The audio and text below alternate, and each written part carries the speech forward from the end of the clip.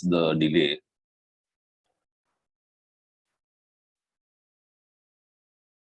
But don't worry, we won't exceed your regular time of 8:30 or whatever.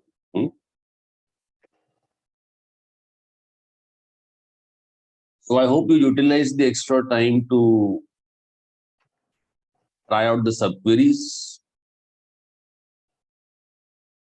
Any questions on subqueries? Anyone?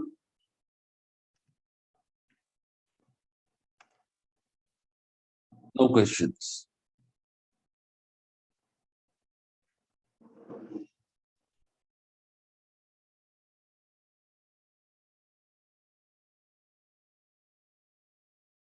Thank you, Rohit.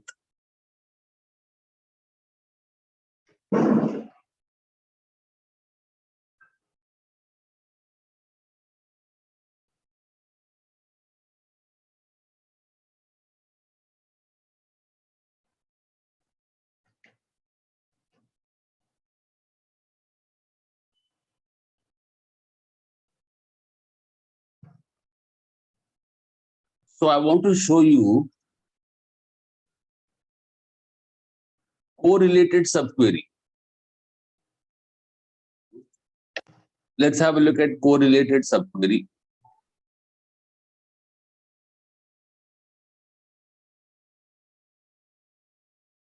Let's do correlated subquery.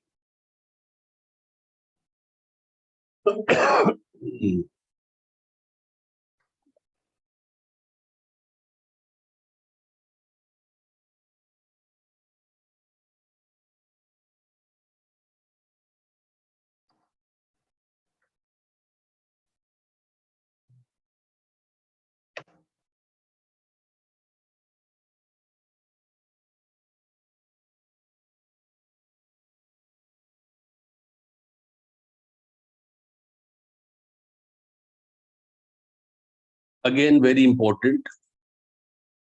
Incidentally, students, correlated subquery is one topic which is mentioned wrongly in all the database books that I have read.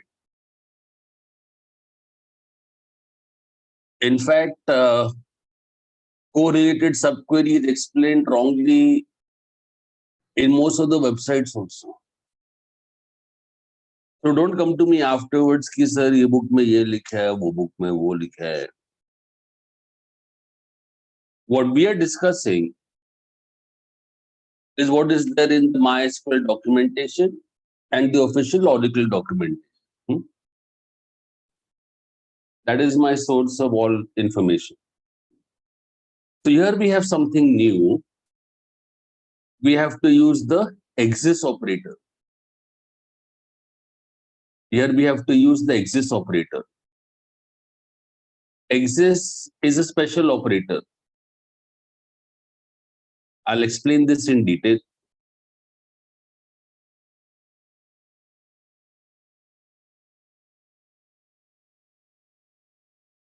Exists operator.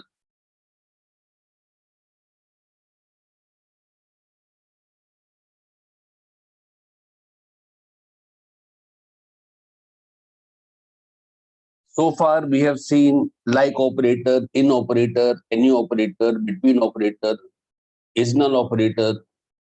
This is one more special operator, exists operator.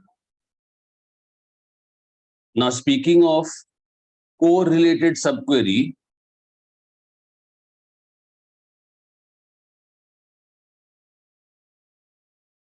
very rarely used.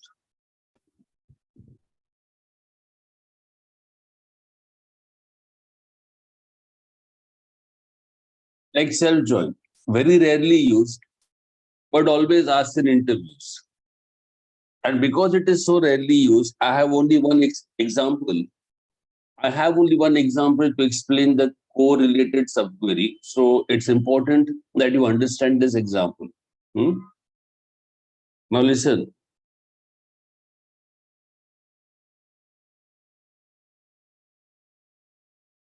I have EMP table, department table. Same as yesterday. I want you to observe Observe that department number column is common in both the tables, on the basis of which we had written joins earlier. So when I say that Arun belongs to department number 1, it means he belongs to Training Mumbai. Or if I said that Thomas belongs to department number 2, it means he belongs to Exports Delhi. This is the common column in both the tables.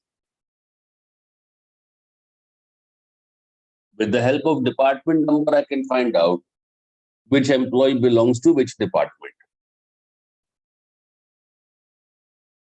I want you all to make a second observation. I want you all to make a second observation. You see, department number 1, Training Mumbai, department number 1, Training Mumbai, I have 3 employees. Department number 2, Exports Delhi, I have 2 employees. And department number 3, Marketing, I have 0 employees. It's an empty department. Now understand my requirement. I want to find out, I want to display which are the D names that contain employees, which are the D names that do not contain employees. So note down the problem statement. Display the D names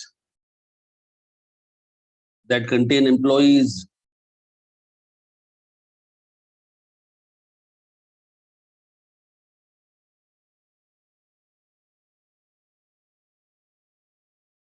and display the D names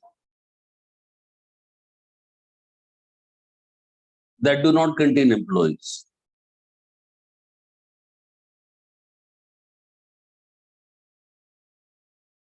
So to begin with,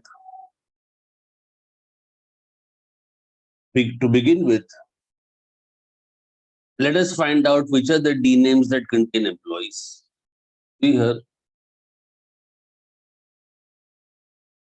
Which are the D names that contain employees, students? I want to see an output. I want to see an output. Training, export. These are the D names that contain employees. This is the output that I want to see.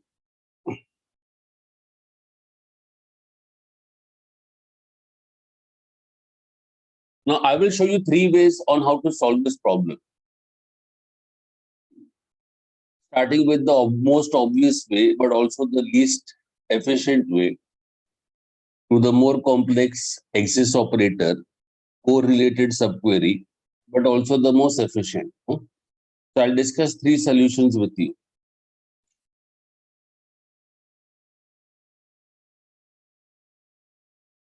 As usual, you will not write. Let me explain first.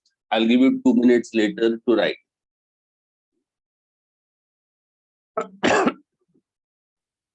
So let's see solution number 1. I want to find out which are the departments that my employees are belonging to. Department number column is common in both the tables. So we can always select department number from EMP. If I select department number from EMP, in the output, I'll get to see 111, 2 and 2. These are the departments that contain employees.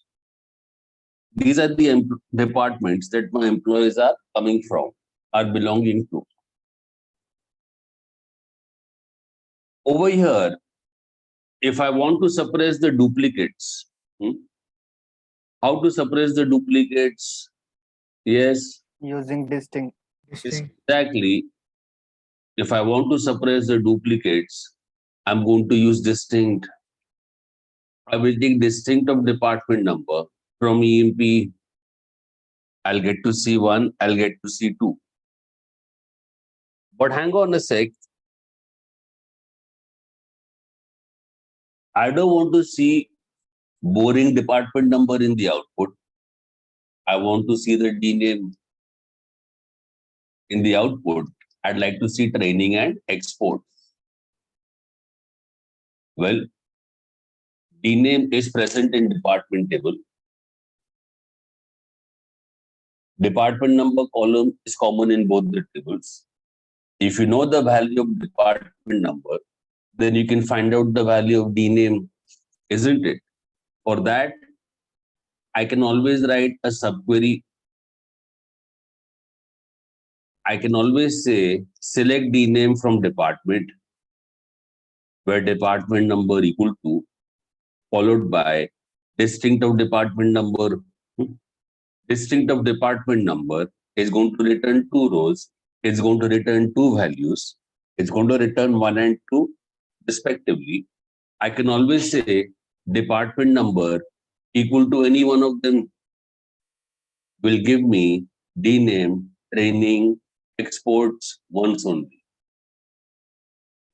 Of course, here, since I'm checking for equality, in is faster than any, in is faster than any. So I can always say where department number in 1, 2 will show me D name, training, exports once only. And this is the solution to our problem. These are the D names that contain employees. Which are the D names that do not contain employees? Department number not equal to 1, department number not equal to 2, opposite of in, I can say not in, not equal to 1, not equal to 2, not equal to 1, not equal to 2 will give me marketing. These are the D names that do not contain employees. Did everyone understand? This is solution number 1. Please write down everything top to bottom. This is solution number 1.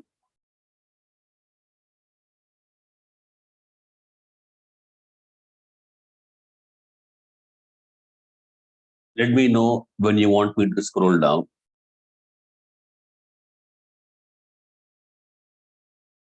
Kirti, how are things in Gwalior? Yes, sir. How are things in Gwalior? Sir, I'm not in Gwalior right now. Or you've moved somewhere else?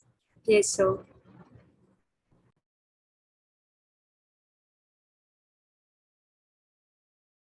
I'm dying to know where have you moved now?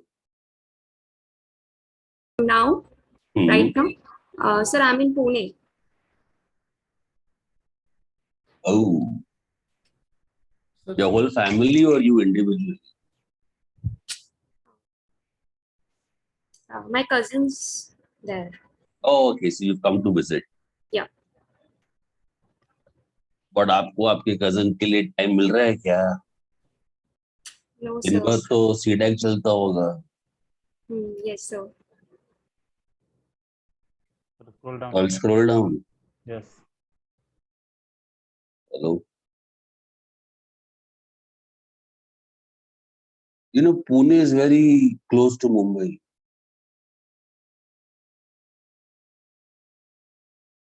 If you come by car or bus, it is hardly 3.5 hours.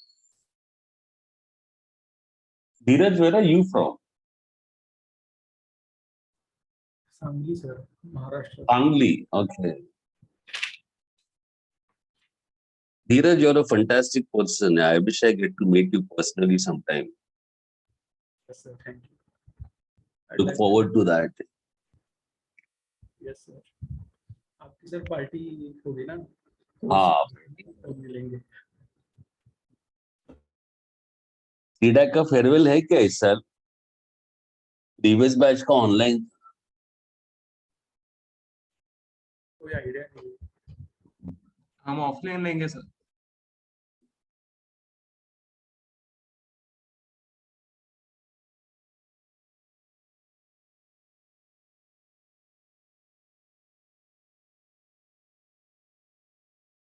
ये corona ने सबकी जिंदगी बदल डाली.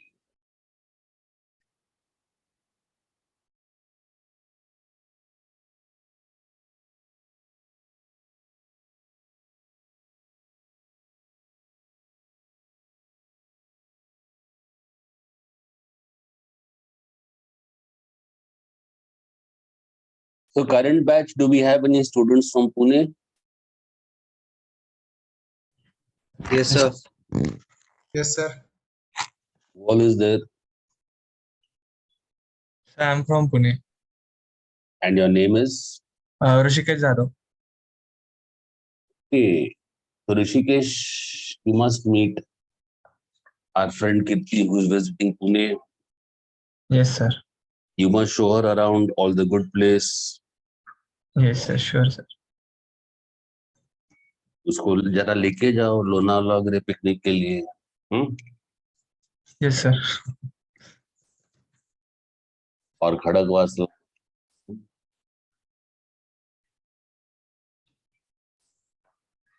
Pumagad.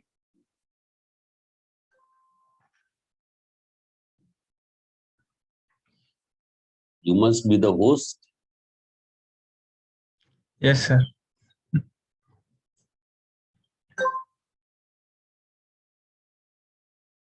Finish writing. Which are the D names that contain employees? Which are the D names that don't contain employees? Let's move on. Let's not waste time on this. Let's move on. May I rub this? Sir, wait a second.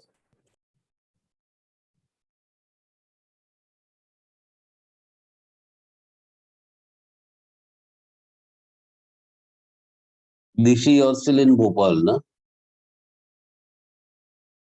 Yes, sir. No cousins in Pune. No, sir. And Sakshi from Khandwa Yes, sir. are also there only. Yes, sir.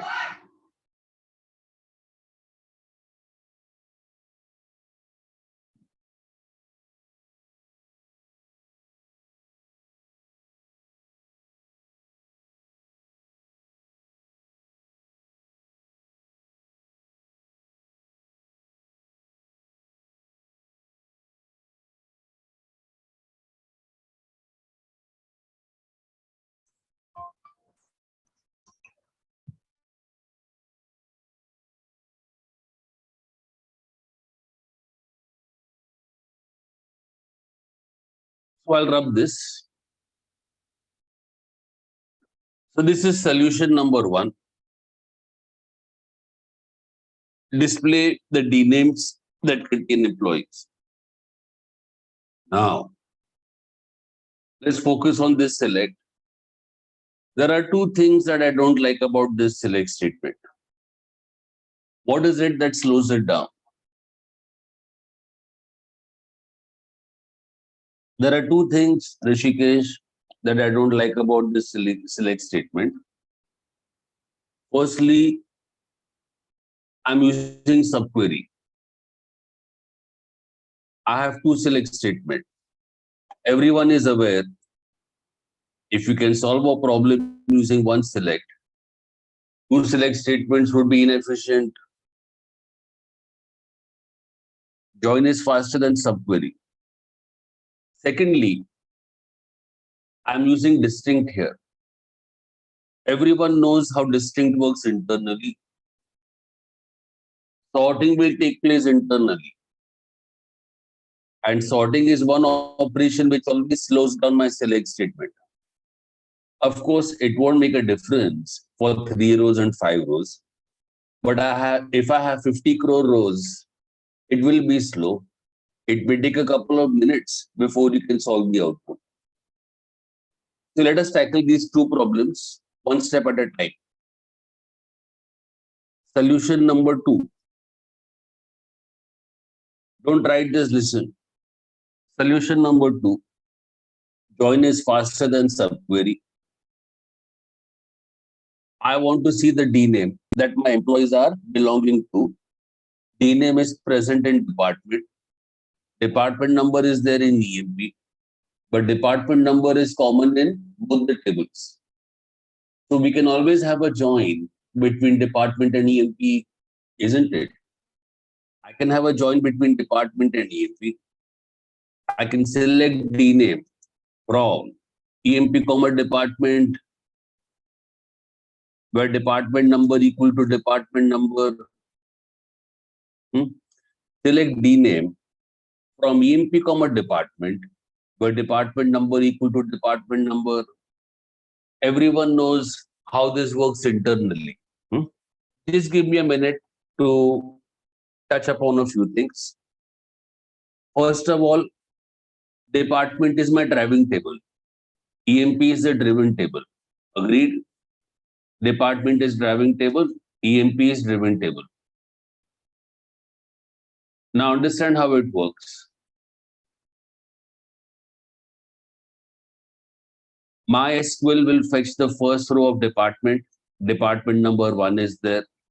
Go to EMP, search for 1. 3 rows are present. It will do a full table scan. Where condition is satisfied, I'll get to see DNAME, training 3 times. Then what happens? It will fetch the second row of department. Department number 2 is there. Again, it will go to EMP. Now it is searching for 2 full table scan. The whole table is searched. 2 rows are present where condition satisfied. So for department number 2, I'll get exports 2 times. And then what? Fetch the last row of department. 3 is there. Go to EMP. Search for 3. Nowhere I'm having 3. Nothing will be returned. I have come to the end of department table. It will stop over here. My final output is this. These are the DNAMEs that contain employees. Over here, if I want to suppress the duplicates. Here, if I want to suppress the duplicates. This is same as earlier. Earlier, what I was doing, I was selecting DNAME, ename. Today, I'm selecting only DNAME. This is same as earlier. Over here, if I want to suppress the duplicates, I can use this thing here also. It will suppress the duplicates. It will show me training, exports, once only. This is solution number 2. It is faster than previous because unlike earlier, we had using subquery, we solved the problem using 2 select statements. The more the number of select statements, the slower it will be. Here, I solve the problem using join. Join is always faster than subquery because when I use a join, I solve the problem using 1 select statement. This is faster than previous. Please note it down. Please note this down. This is faster than previous. Afterwards, I will show you solution number 3, which is the fastest way of doing it. जैसे शिल्पा बोलती है ना, super से ऊपर. I'll show you that later. पहले इसको लिखिए.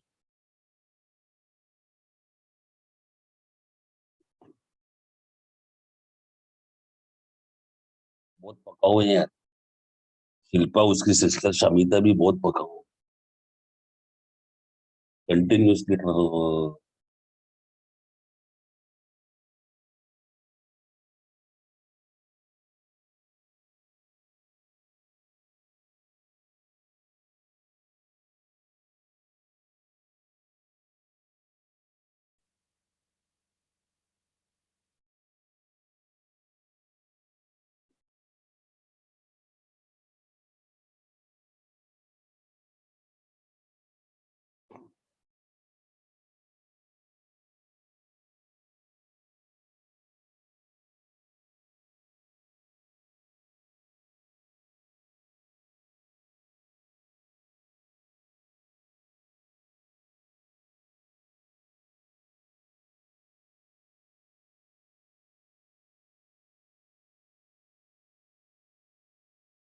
Of course, my favorite, it's no secret, is Queen Kangana.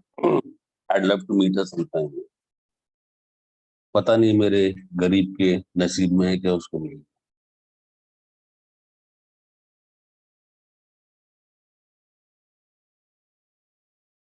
Lockup खत्म हो गया and I have got lost.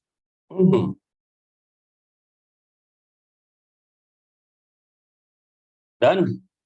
Chalo, listen. This is faster than previous year. Solution number 2. This is faster than previous. Why? Because earlier we were using subquery. We solved the problem using 2 select statements. Whereas here I'm using a join. We solve the problem using 1 select statement. Join is faster than subquery.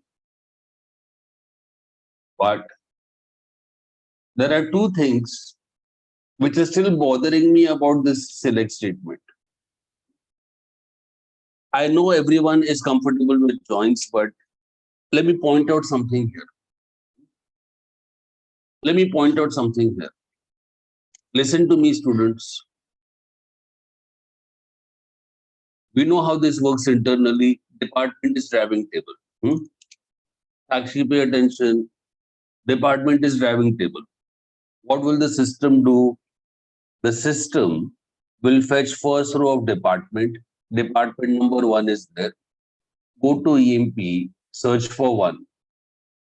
Even though department number 1 is found here, it will not stop searching. It will carry on till the end of the table. It will do what we call a full table scan. The entire table is searched. It's known as a full table scan. And I'm going to get training in the output. Then what happens? It will fetch the second row of department. Look here. It will fetch the second row from department. Department number 2 is there.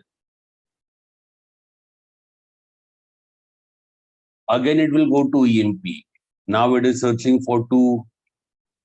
Even though department number 2 is found here, it will not stop searching.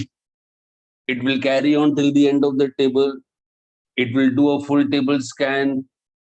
I'm going to get exports over here. Of course, exports will come 2 times. And finally, it will fetch the last row of department. Department number 3 is there. Again, it will go to EMP table. It will do a full table scan. Of course, nowhere I'm having 3. Nothing will be returned. So how many times is a full table scan occurring, students? How many times is full table scan occurring? Full table scan is occurring 3 times. Agreed? Full table scan is occurring 3 times. Full table scan is occurring 3 times.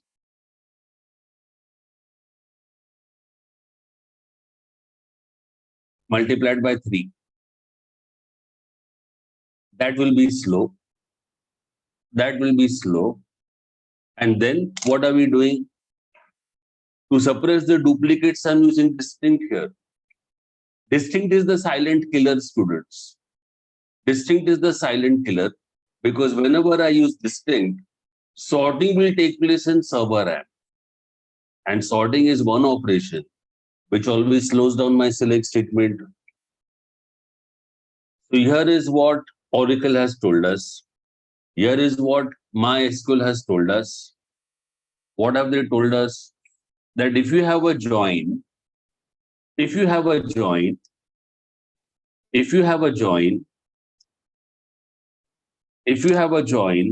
along with distinct,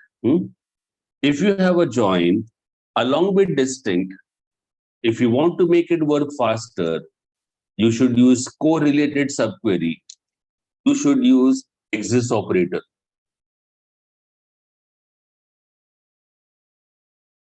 If you have a join, this is the exception when subquery is faster than join. Please note down. if you have a join along with subquery, to make it work faster, you should use correlated subquery. You should use the exists operator. Use the exists operator. This is the exception. This is the exception when subquery is faster than join.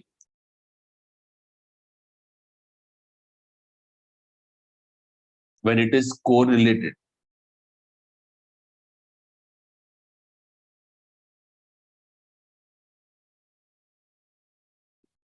So here is your solution number 3. Let me show you the fastest way of doing it. Note down the select statement, students. Note down the select statement. First you write it, then I'll explain it. First you write it, then I'll explain it.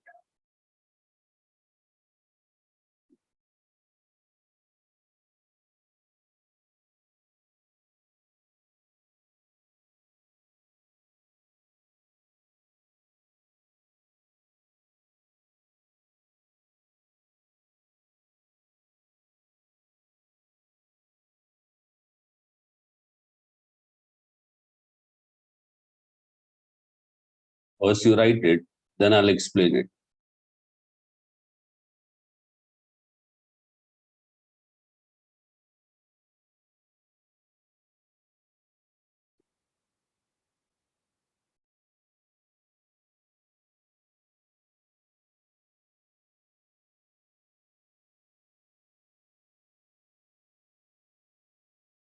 साक्षी आपको देख के शुभम भी आ गया San Francisco.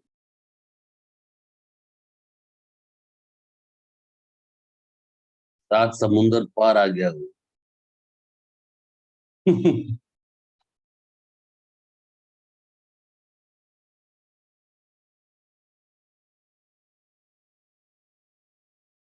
Come, listen to the explanation now. Done writing. If you have a join along with distinct, to make it work faster, you should use the exists operator. You should use correlated subquery. Now let me explain it. First I'll explain it. When I'm explaining you, please listen intently. Afterwards, I'll write it down for you, don't worry. First, you listen to the explanation. Select dname from department where exists. Select department number from EMP. The department number equal to department number is the subquery. Because I'm using exists here, exists is a special operator. Because I'm using exists here, it's known as correlated subquery. It's known as correlated subquery. Now, how does this work internally? Up till now, what we have seen, whenever you have main query and subquery, first the subquery will execute. But you know here what happens? I have the exists operator. What does the exists operator do? Because I'm using exists operator, first the main query is executed. First, the main query is executed. Select dname from department. Select dname from department. First, the main query is executed. Never mind if I've given subquery in brackets. Because I'm saying exists, यहाँ पे उल्टा होता है. First, the main query is executed. Listen to me. Write down afterwards. First, my main query is executed. Select dname from department. Select dname from department. What is there in department table? What is there in department table? Training, exports, marketing. These three rows, they are brought into the server RAM. What will MySQL do with these three rows? It will keep it on the side. It will put this inside an array. It's going to be a one-dimension array. It's going to be a 1D array. After this, what happens? For every row returned by main query, it's going to run subquery once.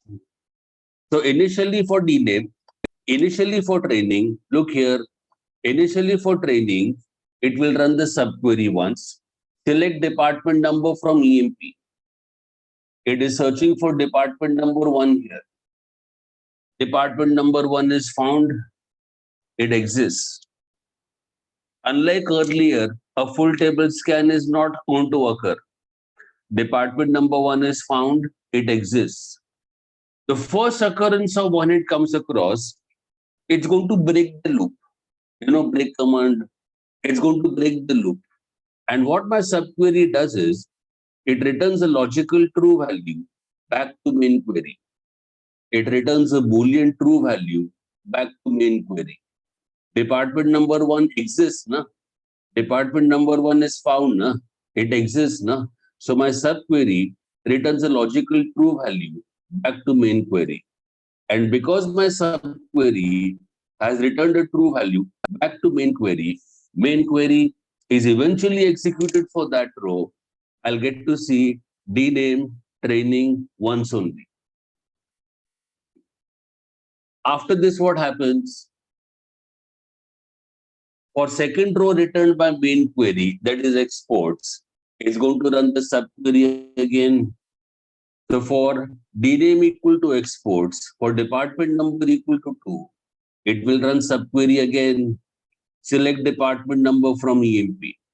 Now it is searching for department number 2. Department number 2 is found. It exists. Because department number 2 is found, because department number 2 exists, my subquery returns a logical true value back to main query. It returns a Boolean true value back to main query. And because it returns a Boolean true value back to main query is eventually executed for that row. I'll get to see DNAME exports once only. And like this, it will continue. For the last row returned by main query for marketing for department number 3, again, it's going to run my subquery, select department number from EMP. Now it is searching for department number 3. Now it is searching for department number 3. The entire table is searched. This time a full table scan will occur. Nowhere I'm having department number equal to 3. So my subquery, department number 3 is not found. Department number 3 does not exist. Because department number 3 is not found, it doesn't exist. My subquery returns a Boolean false value back to main query. And because it has returned a Boolean false value back to main query is not executed for that row. Output is this, same as previous, but this is the fastest way of doing it. Why is this the fastest way of doing it? Because unlike earlier, unlike a traditional join, full table scan was occurring 3 times. Whereas here, a full table scan occurs once only. This speeds it up. Secondly, unlike earlier, I'm not using distinct here. So no sorting takes place in the server RAM. This further speeds it up. It's a very subtle concept, but a very powerful concept. Whenever you have a join, along with distinct, to make it work faster, you should use the exists operator. You should use correlated subquery. I hope everyone understood. Let's make a note of it. Please note down the explanation.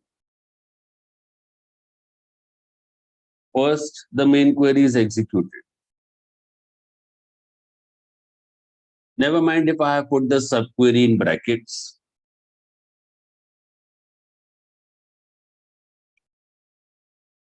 This is what the exists operator does. First, the main query is executed.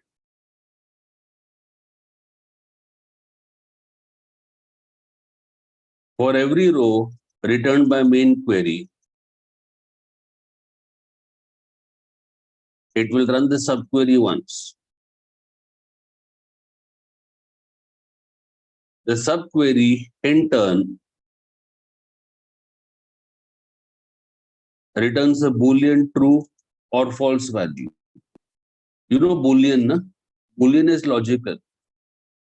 It returns a Boolean true or false value.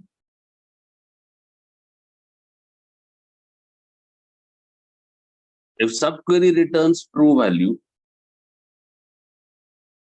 then main query is eventually executed for that row.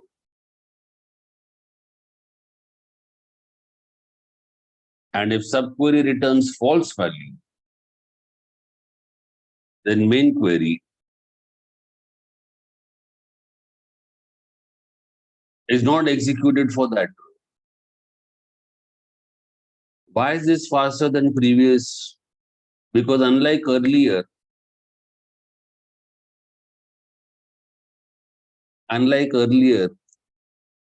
we don't use distinct here.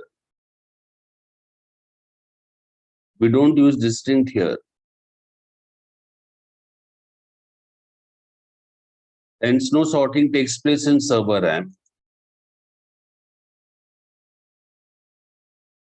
Hence, no sorting takes place in server RAM.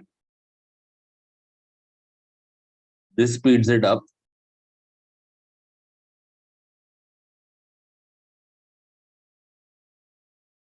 Secondly, unlike earlier, the number of full table scans is reduced.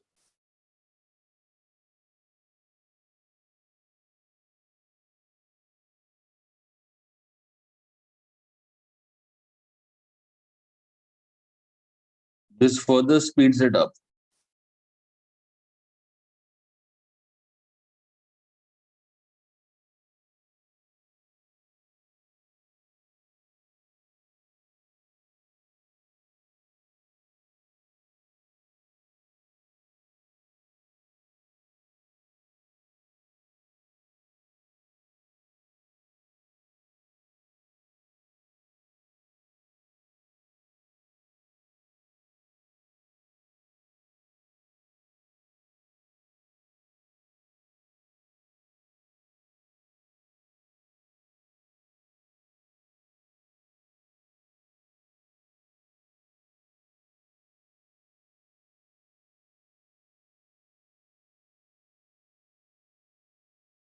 No problem. Note it.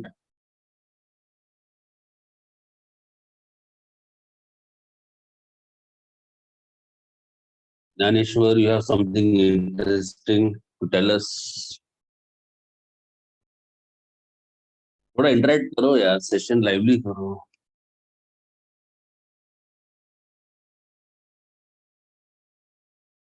Tell us something funny you did in college. Something interesting.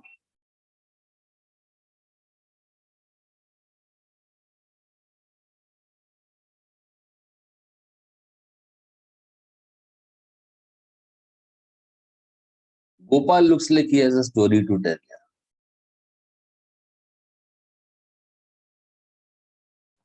Sir एक को तो बताओ ना. एक को तो बताऊंगा.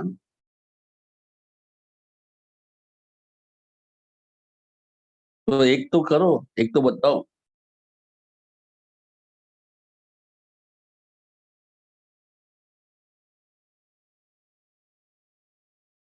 This same Shubham, it is stuck at 16,000. Unless I upload more videos, I don't think. The initial response was deadly. Abhi gradually it will grow.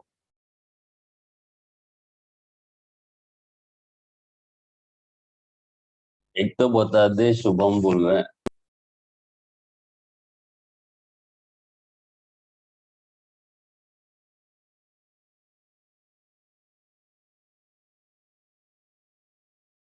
I'm sure that even Dheeraj has a story to tell. What made him change his career and become a meme artist?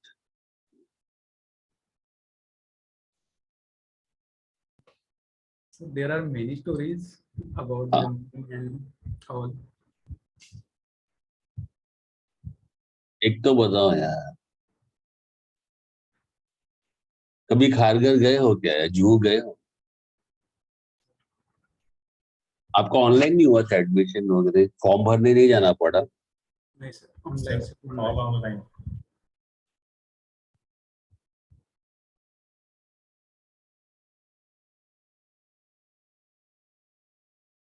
Noted. May I rub all this? So now you know how the exists operator works. As I said, very rarely used. This is the exception when subquery is faster than join. And yes, opposite of exists is not exists. If subquery returns true, main query is not executed. If subquery returns false, main is executed. I'll get to see DNAME marketing. I'll get to see the empty departments. You may want to write this also.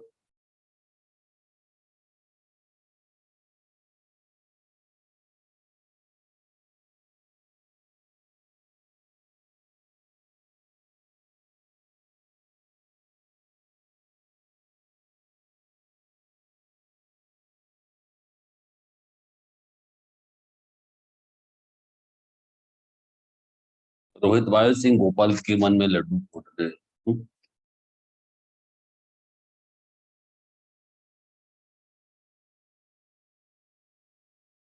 कुछ है क्या secret जो वो बताना नहीं चाहता? फिर जैसा कुछ नहीं है sir. एक बार पता है क्या हुआ था? मैं सीधा खारघर गया था. I was staying there for 2 weeks. खैर जान दिया. बता दो सर. नहीं रे आगे भाई. तो बताओ खारघर की बात है. खारघर तुम लोग कुछ बताते नहीं, मैं ही बता रहा हूँ. सर, ऐसे सस्पेंस मत क्रिएट करो. अरे वहां पे हॉस्टल है, पता है, कैंपस के अंदर ही है.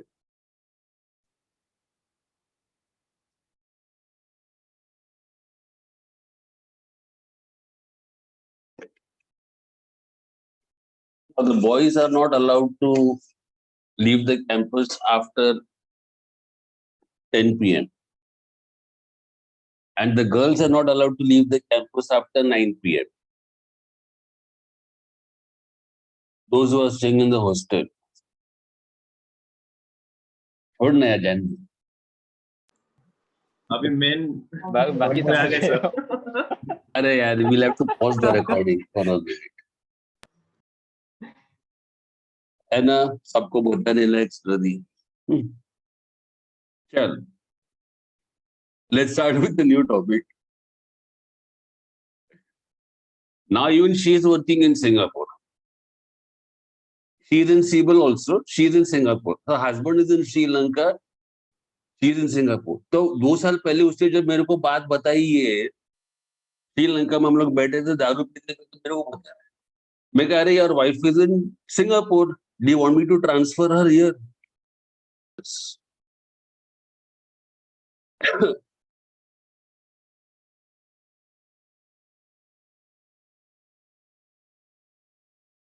Set operators are based on set theory. It is based on set theory.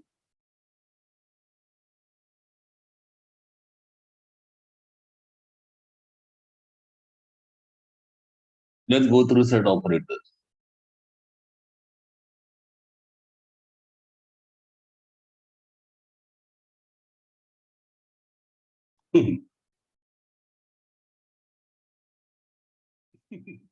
Let's go through set operators. Now, listen. To explain the set operators, I'd like you all to please create some new tables. Let's create a new table. Let me call it EMP1. I have EMP1. In EMP1, I have employee number and ename. Employee number, I have 1, 2, 3. And ename is ABC. So I have EMP1. Let me create a second table. This second table, let me call it EMP2. In this table also, I'm having employee number and ename. Identical structure. Both the tables are having identical structure. Here I have employee number 1245 and ename is ABDE. So I have two tables, EMP1 and EMP2. Both the tables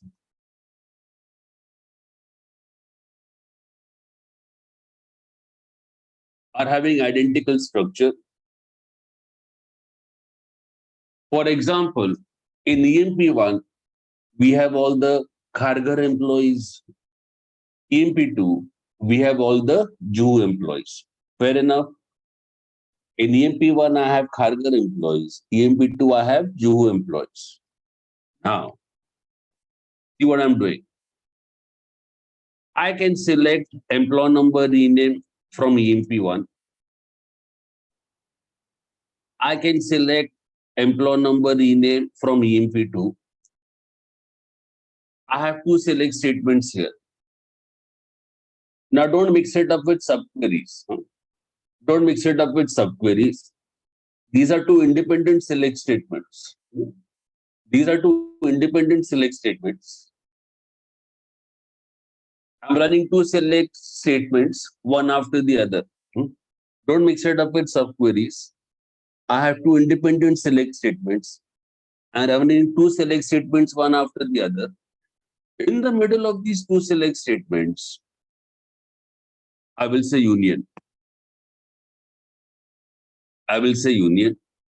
What will union do, students? What will union do? Will combine the output. Correct. Union will combine the output of both the select statements. It will combine the output of both the select statements and the duplicates are suppressed. That's important. The duplicates are suppressed. That's what union does. Union will combine the output of both the select statements.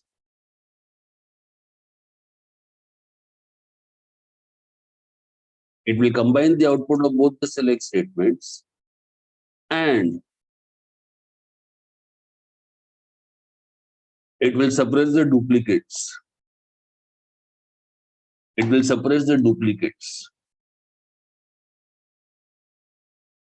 And everyone knows how the duplicates are suppressed internally. How are the duplicates suppressed internally? Sorting will take place. Sorting will take place. Sorting will take place. So please remember,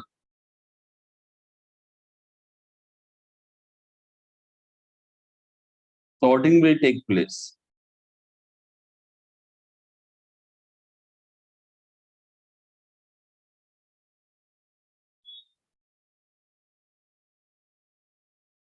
We all know how union works internally. We know how duplicates are suppressed internally. Sorting will take place. And sorting is one operation which always slows down the select statement. If you have large number of rows, it will be slow.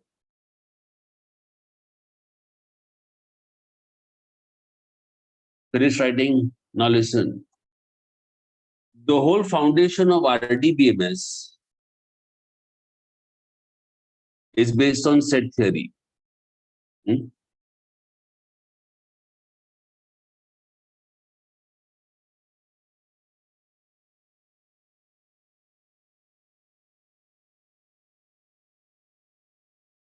fact, the whole foundation of SQL is based on set theory.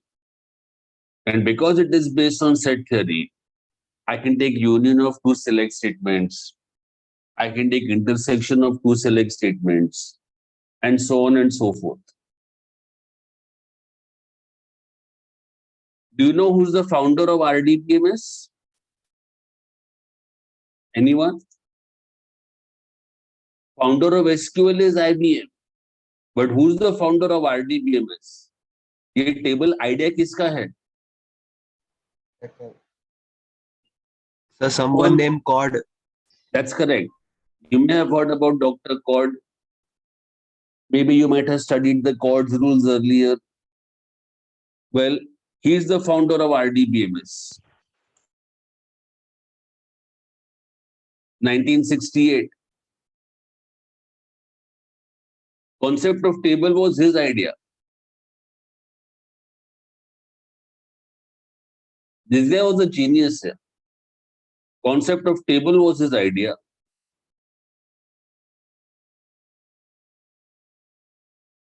You know, according to Dr. Cord, see here, according to Dr. Cord, you know, I have rows, I have columns.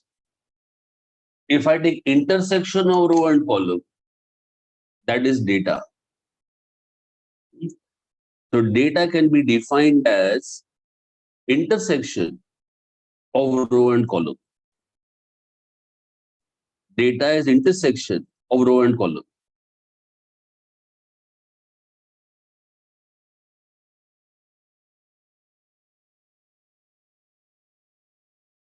It's all based on set theory.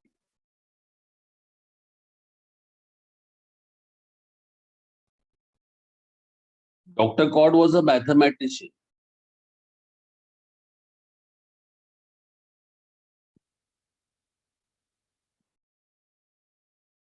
He was a statistician.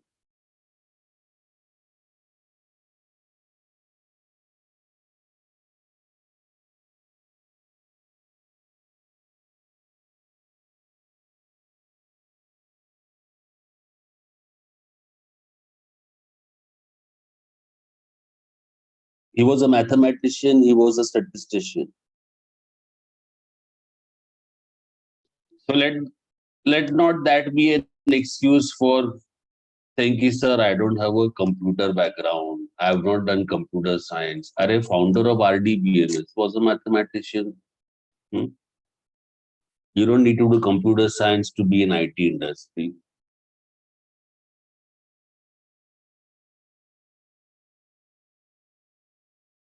You just need logic and aptitude. That's all. And thoda sa curiosity, eagerness to learn. The point is, I can take union of two select statements. Now, if you want to take union of two select statements, there are some rules. If you want to take union of two select statements, the structure of both the select statements has to be the same. The number of columns in both the select statements has to be the same.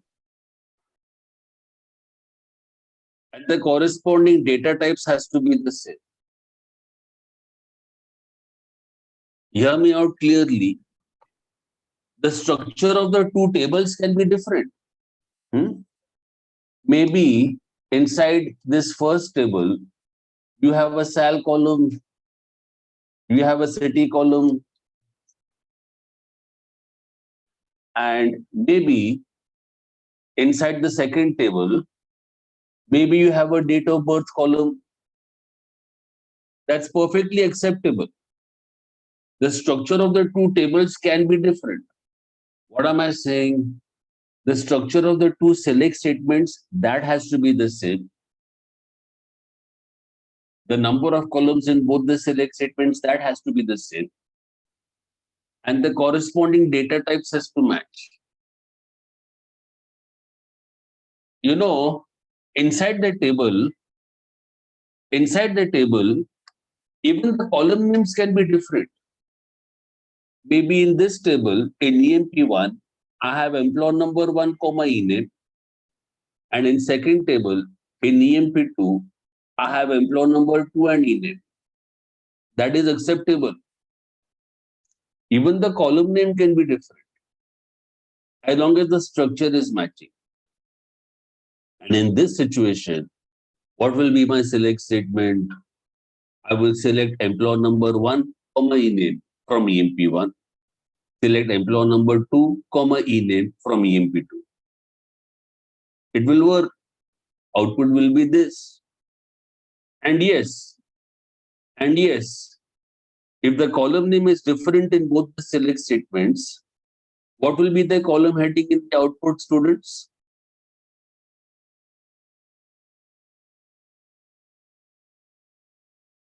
If the column name is different in both the select statements, then in the output, the column heading is picked up from the first select statement, not the second select statement. So if you want some other column heading in the output, you please specify the alias in the first select statement, not in the second select statement. Am I clear? Yes, sir. Chalo. Now, one final point about union. These two select statements can be anything, whatever we have done so far. Maybe your first select statement has a where clause. Maybe your second select statement has a group by clause. Maybe your first select statement is based on join. Maybe your second select statement is based on subquery. All that is allowed. As long as the structure is the same, it will work. And a final point here. See the screen. See one final point here. If you want an order by clause, if you want your output to be sorted, if you want an order by clause, you are aware that the order by clause is the last clause in select statement. If you want an order by clause, you please specify order by clause after the second select statement, not the first one. You please specify order by clause after the second select statement, not the first one. This order by clause is common for both the select statements. This order by clause is for the final output. ठीक है ना? Please don't put an order by clause after the first select statement. I would recommend you write down everything once again. If you have any questions, I'm listening.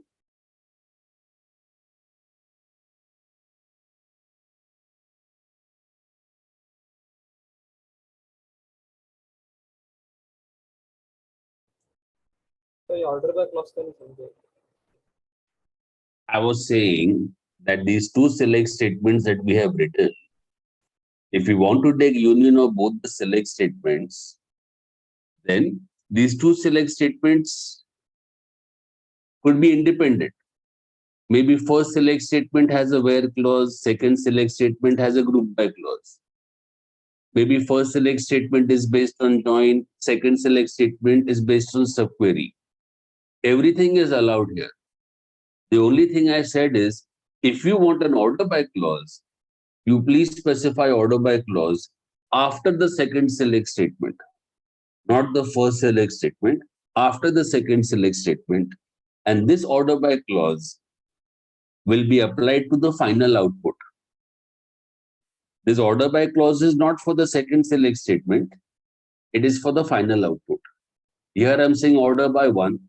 So it will sort it on basis of first column. Now, did you understand? Yes, sir. So the order by clause over here is applicable to the final output.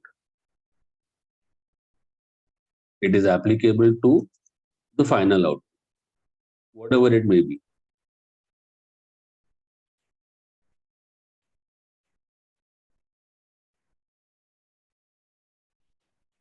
Sir, can we change the output EMP number to? Your voice is not clear. Can you repeat? So can we change the output as a EMP number to? Yes. So यहाँ पे alias देना है. If you want some other heading, you please give an alias in the first select statement, not the second select statement, and it will be applicable for the final output. ठीक है?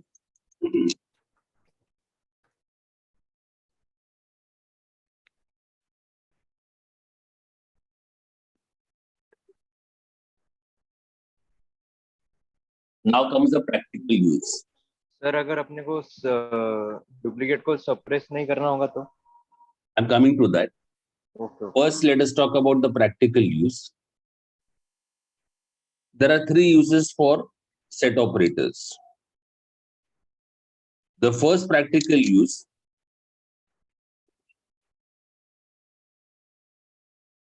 all my data is not stored in one table.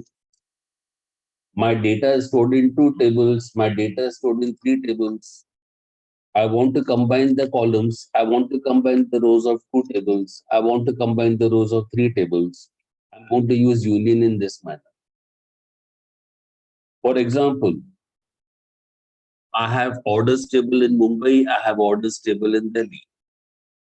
If I want to combine the output of both, I will take union, isn't it? Will show me all the orders. That's one use. I'll tell you a second use. If you remember, what is the upper limit of table size in MySQL? If you remember, the upper limit for table size in MySQL is 64 terabytes. But suppose you require, or suppose you are having 100 terabytes of data. Obviously, all your data will not fit in one table. So what will you do? You'll put 64 terabytes in one table, remainder 36 terabytes in second table. And if you want to see all the data from both the tables, you'll have to take union. Understood? Thirdly, in the case of Oracle, my observation, my experience has been, if you have more than 25 crore rows, see, in Oracle, there's no upper limit on table size. It could be 100 terabytes, 200 terabytes, not a problem. But it has been my observation that if you have more than 25 crore rows in the table, Oracle becomes a bit slow.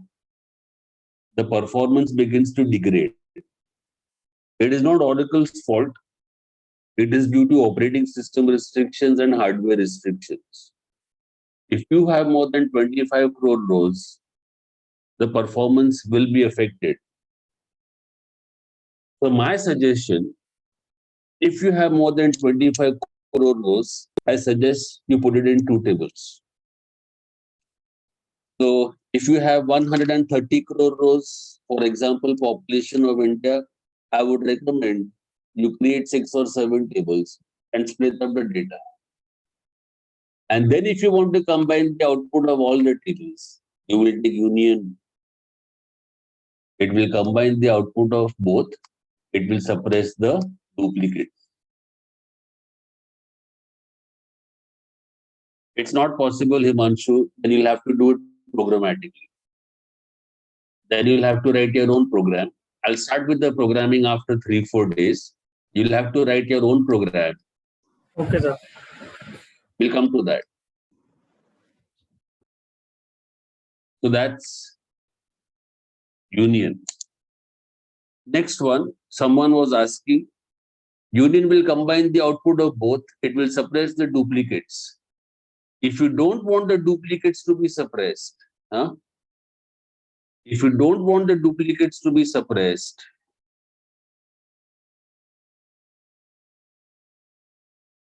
then you can say union all.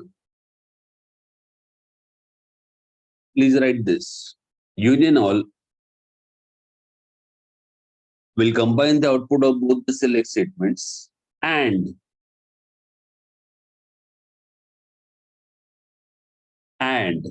the duplicates are not suppressed. I hope this answers your question. Here the duplicates are not suppressed. And therefore, when I use union all, I don't suppose any sorting will take place internally. I don't suppose any sorting will take place internally because here the duplicates are not suppressed.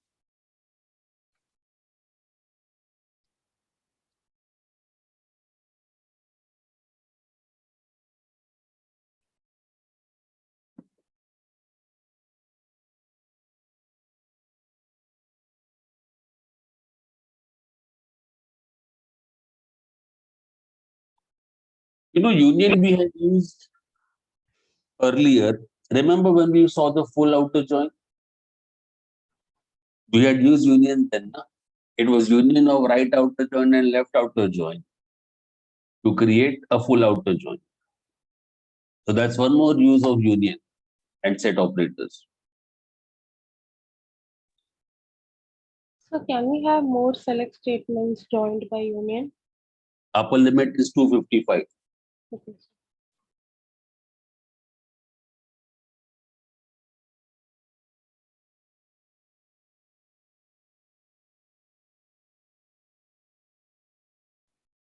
So, Yes.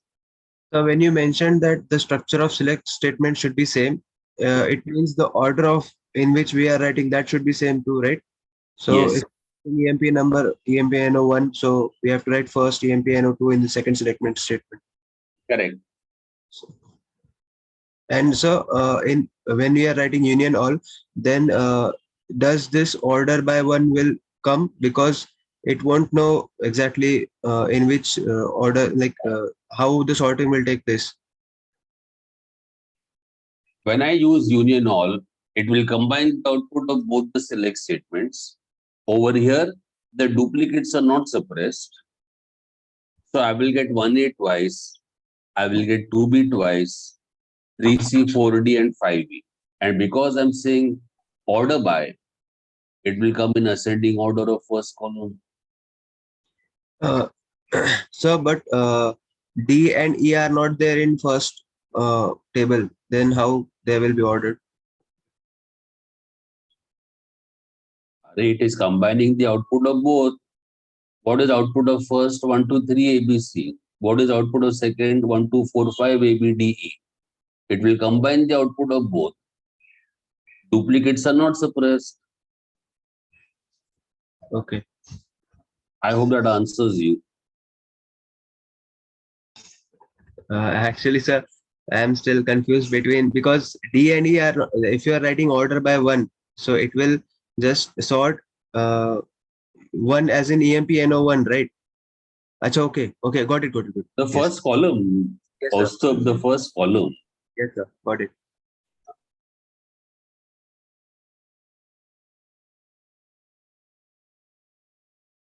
First column. So after saying union and union all, last year's orders, union all this year's orders will show me all the orders Never mind if duplicates are present. The next one you can note down, students. The next one you can note down is intersect.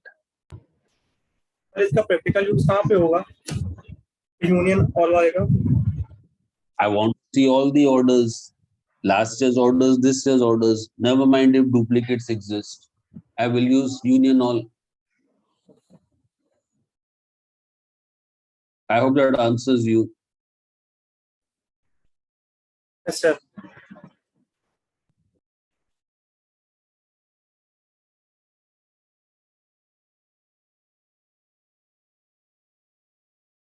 Next, we have intersect.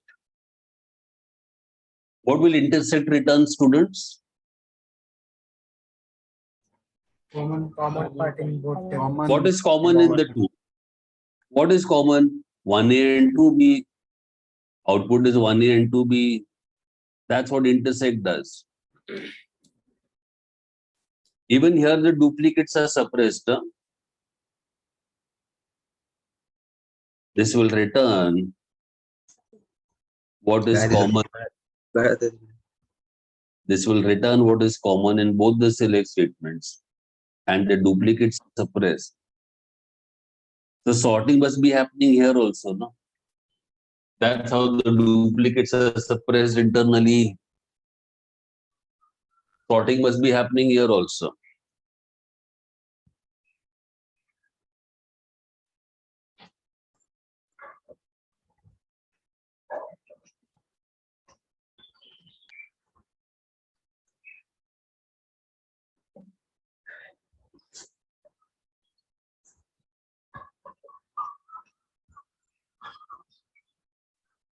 Please mute your mics.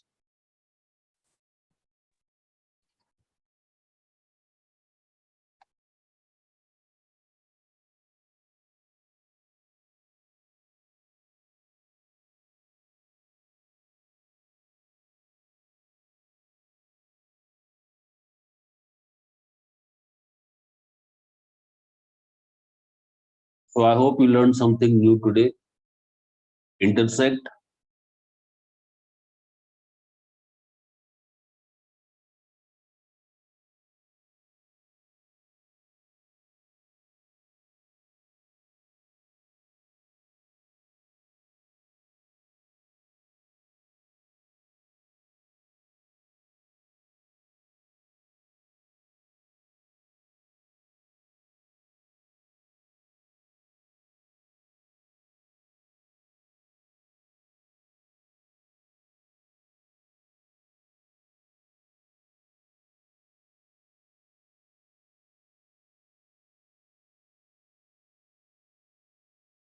Done. And the last one, let's hurry up. The last one is minus. What will minus do? What is present in first select, not present in second select? What will it return?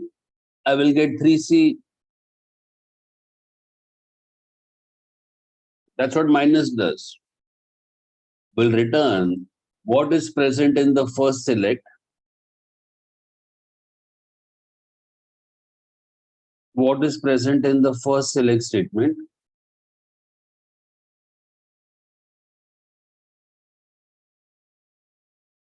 and not present in the second select statement, and the duplicates are suppressed.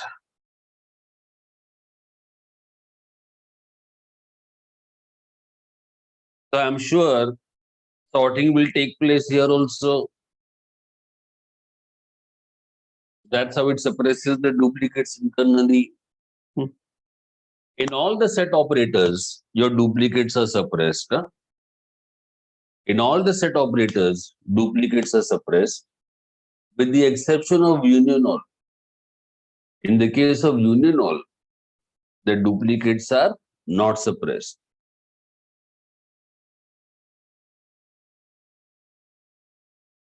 Are we clear?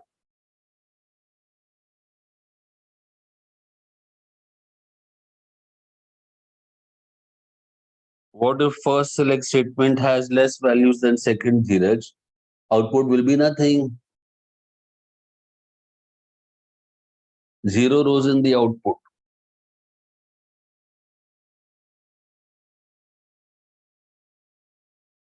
So EMP1 table minus EMP2 table gives me 3C. If I take EMP2 table minus EMP1 table, then I will get 4D and 5E. So which customer placed an order last year, did not place an order this year? I will say minus. Or which customer placed an order this year, did not place an order last year? That is my new customer. That's how you can use your set operators. And it's not necessary that you have to select from two different tables. You can select from the same table twice with a different where clause each time. I'll show you. See the screen. I will select job from EMP where department number equal to 10. Select job from EMP where department number equal to 20. Now what is there in 10 which is not there in 20? I will say minus, isn't it? Precedent. What is common in both? I will say intersect. What is common in both? I will say intersect. That is clerk and manager. So that's what I'm saying, that I need not select from two different tables. I can select from the same table twice with a different where clause each time.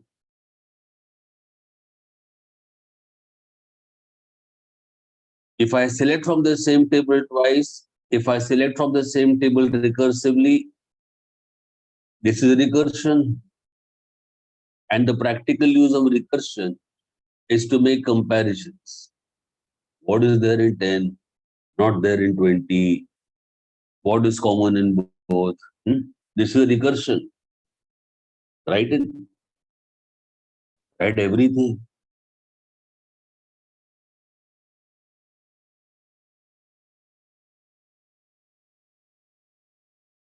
Please write everything.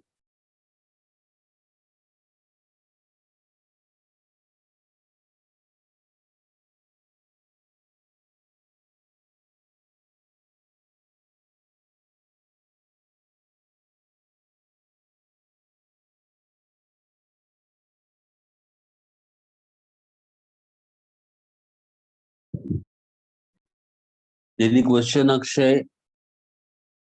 Anirudh? Devi? I haven't seen Devi for a long time. No Ah, doubt, sir.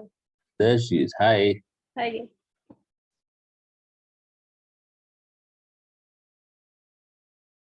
How's life in Malad? Life in Mulund. Oh, you're in Bulund, sorry. Yeah. Life is fine without.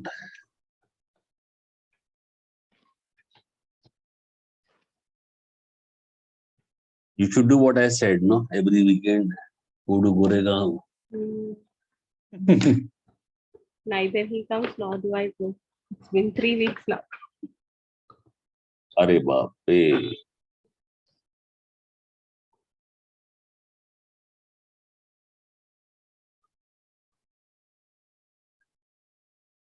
Today I'll call up Mahesh. Long time I've not spoken. He's having night duty, sir. So I'll call him at night. He has night duty. So after midnight, is it?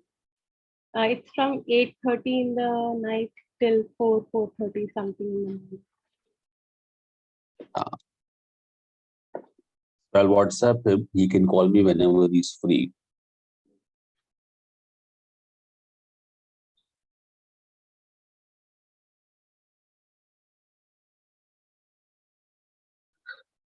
Any questions on set operators? No? मैंने send किया I'm sorry. Question मैंने send किया है Himanshu, no? Sir I answered you. No, sorry, I answered Dheeraj. I'm answering you one sec. So in set operators, you have union, union all, intersect, and minus. So far, I have done this for one select statement, two select statements. You can do this for any number of select statements.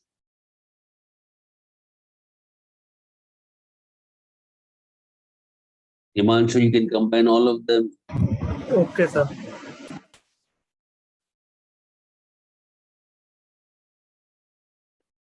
How will this execute? Top to bottom. You can do this maximum up to 255 select statements. That's the upper limit. Maximum, you can do this up to 255 select statements.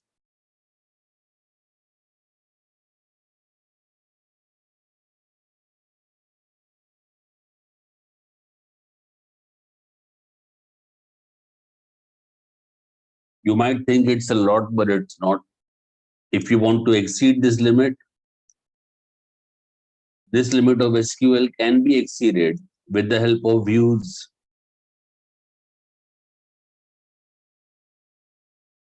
Topic of views I'll cover later. Maybe next week, but you can make a note of it that this limit of SQL can be exceeded with the help of views. Default is 255.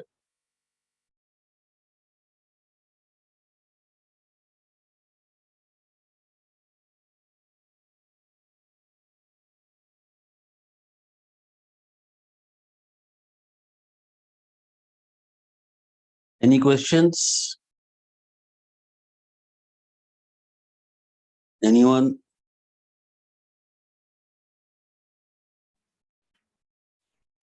Sir, Yes. how this sequence will execute? Yes. As I was saying, execution is top to bottom.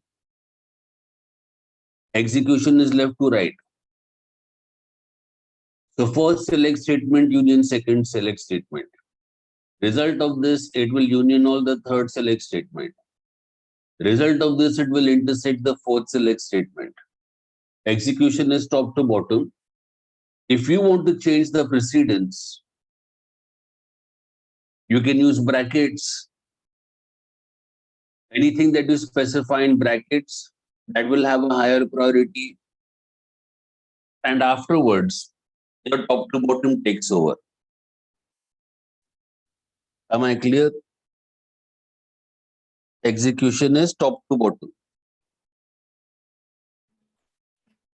Yes, sir. Got it.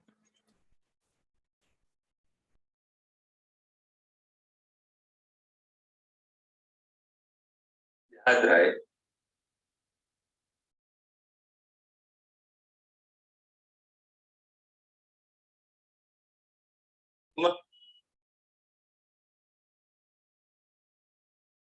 Any questions?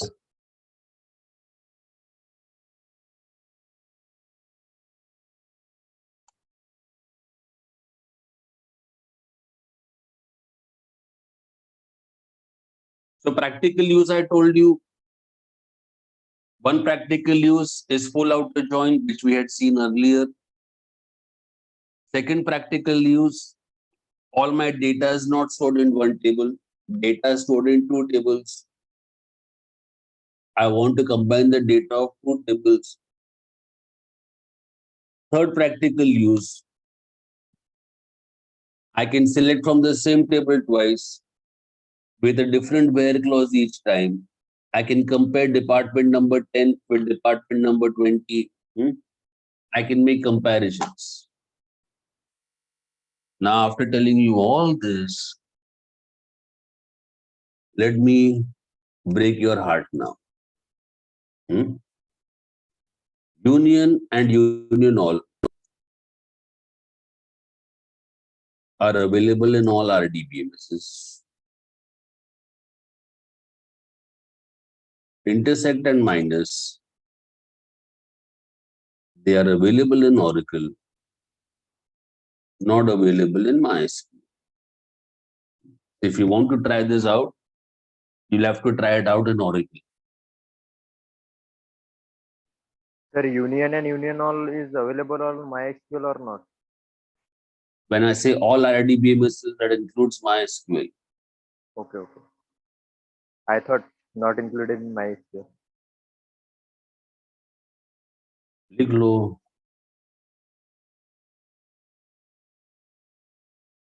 So MySQL is a weak RDBMS. If you want to do intersect and minus in MySQL, then you will have to do it programmatically.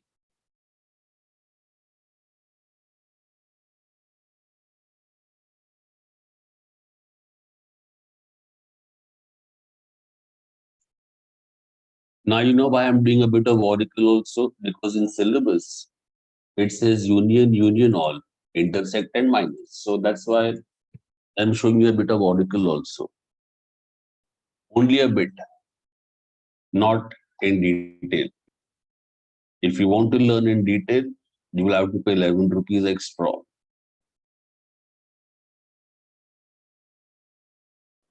In fact, even these multiple select statements,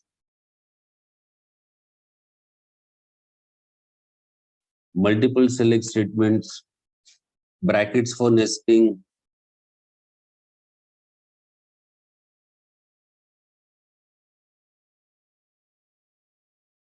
brackets for changing the precedence, not supported in MySQL. And there's nothing we can do about it. So MySQL is always going to be top to bottom, and we cannot change it.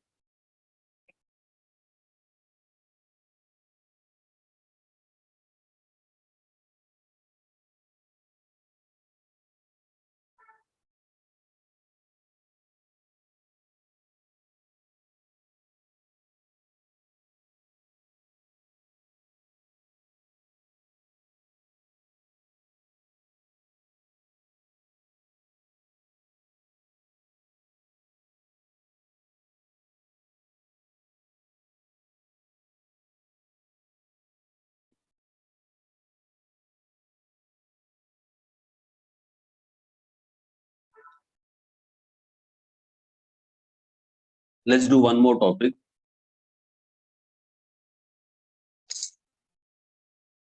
Quickly. Finish writing near up this. Yes, sir. Hello, sir. Yes. This last statement is valid in sub-queries. Yes. Without bracket, you can't write subquery here. But for set operators, if you want to change precedence, that is not possible. All right. Yes.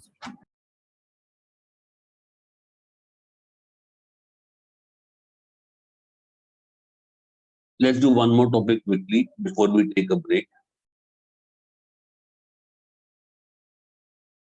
Let's have a look at pseudo columns.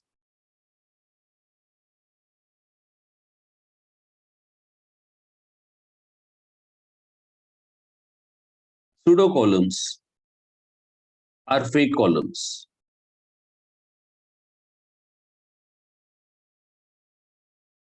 Pseudo columns are fake columns.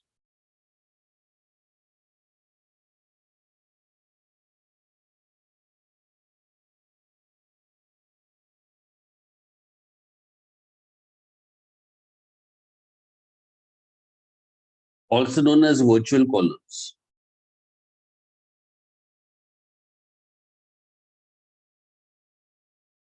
Now, one example of pseudo columns we have already seen, and that would be your computed columns, isn't it? Remember when we were taking sal multiplied by 12,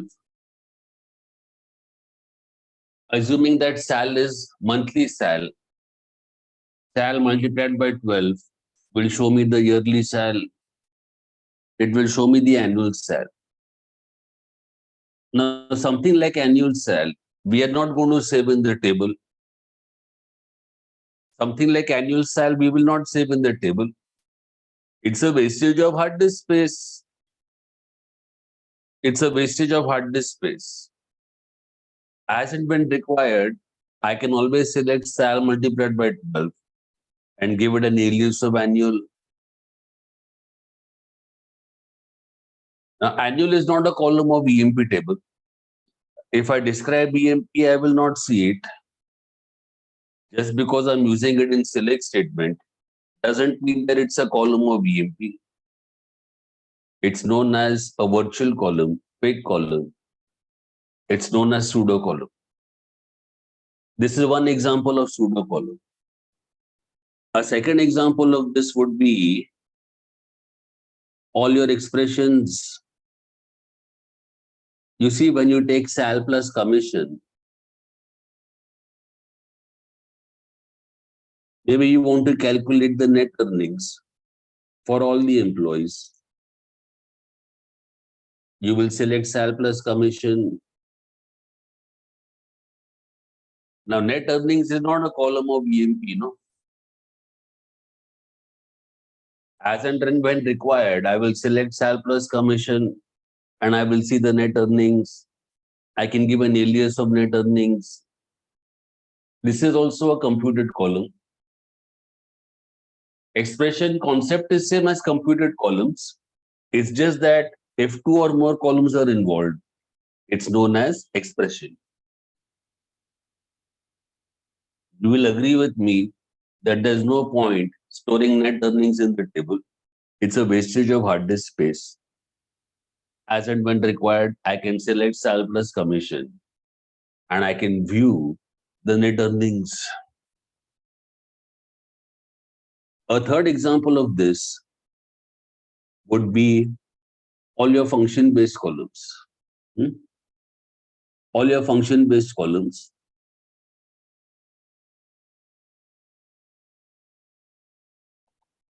All your function-based columns.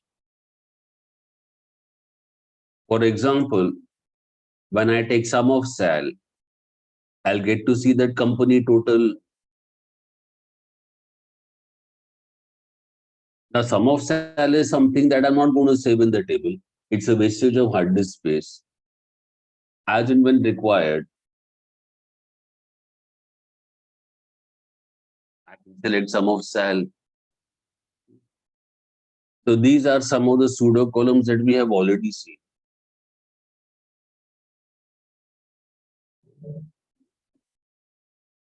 These are some of the pseudo columns that we have already seen. What I want to discuss is there are some pseudo columns that are supplied by Oracle. There are some pseudo columns that are supplied by the RDBMS. Let's have a look at that. Let's see RDBMS supplied pseudo columns.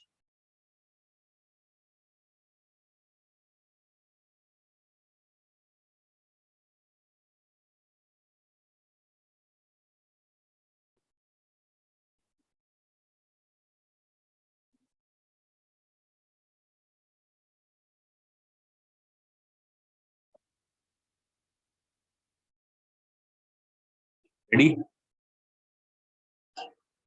Let's write down. Select ename sal from EMP.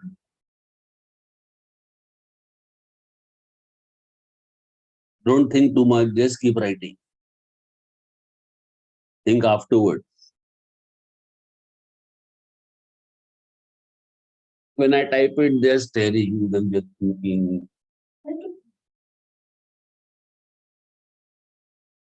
सोचने के लिए मैं बैठा हूँ बच्चे लोग की सोचेंगे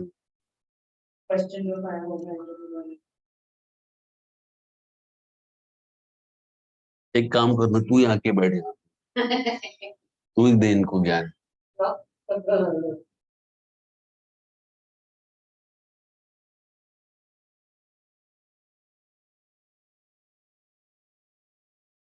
Select ename cell from EMP. Nothing new out here. I'll get to see ename and cell, correct? Let's try it out. See the screen.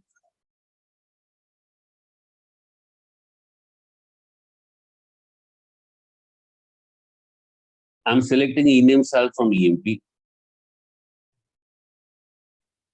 I can see ename cell. I have 14 rows in the table. If you observe closely, you will notice that King is the first row in the output, Blake is the second row in the output, Clark is the third row in the output, Miller is the last row in the output. This does not mean King is the first row inserted in the table. It does not mean that Blake is the second row inserted in the table. It does not mean Clark is the third row inserted in the table. It doesn't mean Miller is the last row inserted in the table. Because in RDBMS, the rows are not stored sequentially.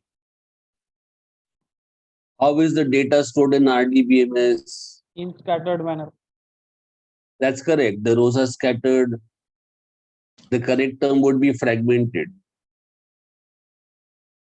Now it's not so bad. I'm going to have half a row here and half a row there. One row will always be together. One row will always be complete. But what happens is a few rows here, a few rows there, a few rows there. That's how it's stored. Where is the data stored sequentially? In Excel, Excel is a DBMS. In DBMS, what happens? Sequentially. Data is stored inside a file.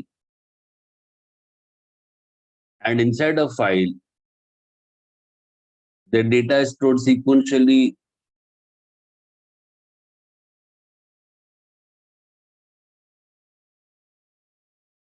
In fact, over here, it is possible for me, I can give a right mouse click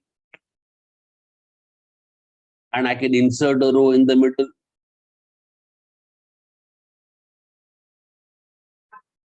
This is possible in DBMS because in DBMS, data is stored inside a file. Inside a file, the data is stored sequentially and there is concept of row numbering. But concept of row numbering is not there in MySQL, it's not there in Oracle because table is not a file. Every row is a file. So,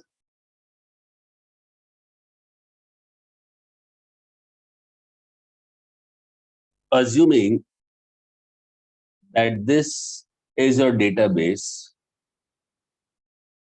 assuming that this is your server, assuming that this is your server hard disk, your EMP table is stored here. And these 14 rows of EMP, as I mentioned, the rows are scattered. I have 4 rows of EMP here. I have 7 rows of EMP here. Maybe remainder 3 rows of EMP. It so happens that King 5000 will be stored here. If I create a department table, even my department table, the rows are stored here. Maybe I have 2 rows of department here, remainder 2 rows of department here. It's all mixed up. Yeah. Your tables, my tables, it's all mixed up. पूरा खिचड़ी है वो, all mixed up. Why does MySQL do this? To speed up your insert statement, assuming that 250 users are inserting rows in their tables at the same time. If MySQL were to store their data sequentially, it would have been very slow. So when you insert in the table, wherever MySQL finds the free space, it will put the row there. However, when you select from the table, when you say select star from EMP, your searching will always be sequential. So first, these 4 rows are returned. Later, these remainder 7 rows are returned. Later, these remainder 3 rows are returned. Now, let me show you something. When you select from the table, if you want, along with ename and cell, you can select row ID. Write it, please. You can select row ID.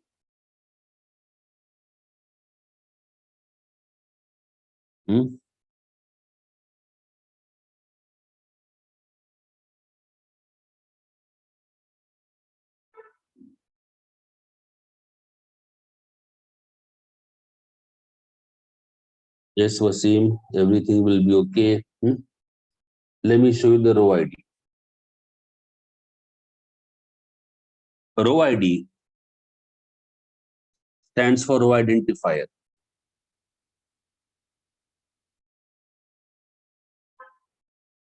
Row identifier.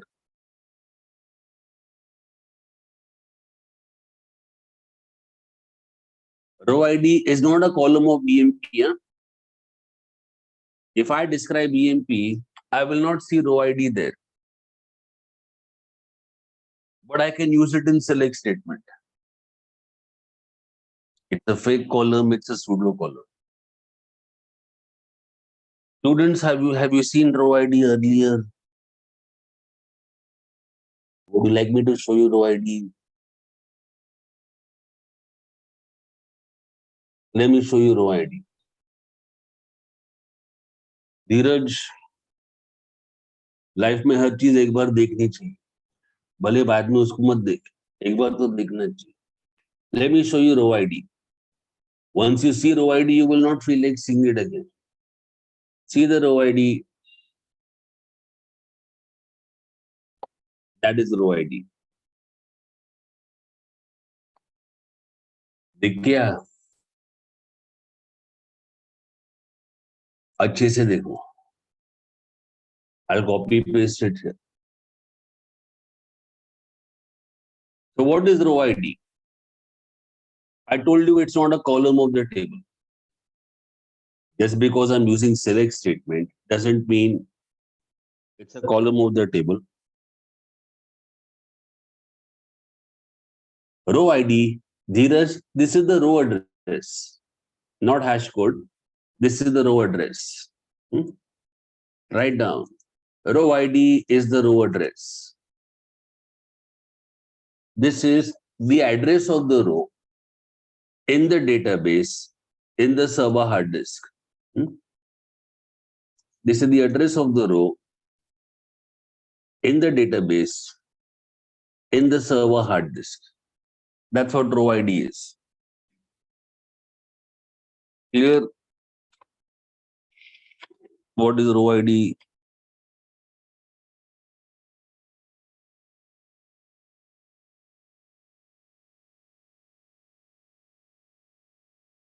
This is the actual physical memory location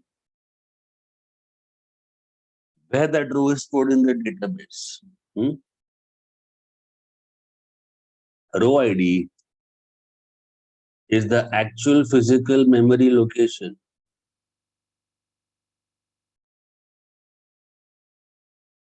where that row is stored in database.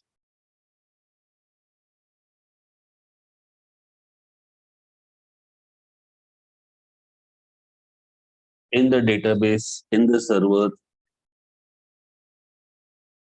in the hard disk.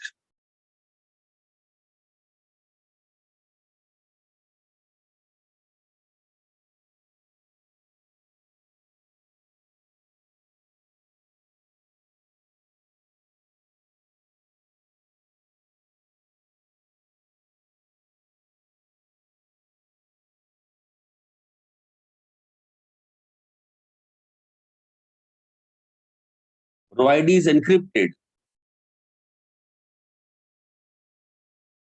It's a string of 18 characters.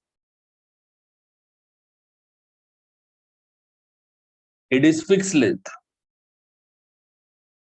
Yes, Dheeraj, this row ID is permanent. Once a row occupies the space, it's not going to move from there. Lifelong, it will be there only. Row ID is fixed length.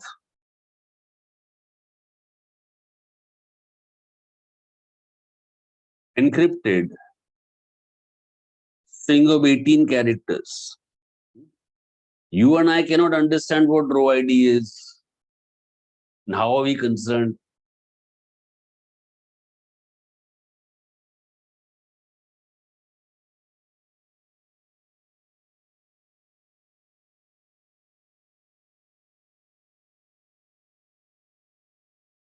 It is something which only the Oracle software can understand or MySQL can understand.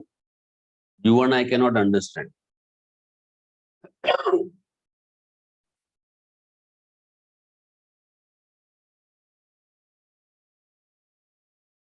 I want you to observe two things. If you look closely, see the output. If you look closely, observe that the rows are coming in ascending order of row ID. Agreed? So this proves that what we were discussing all along, that when you select from a table, the order of rows in the output will always be in ascending order of row ID. Because that's how the searching takes place. It is sequential. So when you select from a table, when you select from a table, the order of rows in the output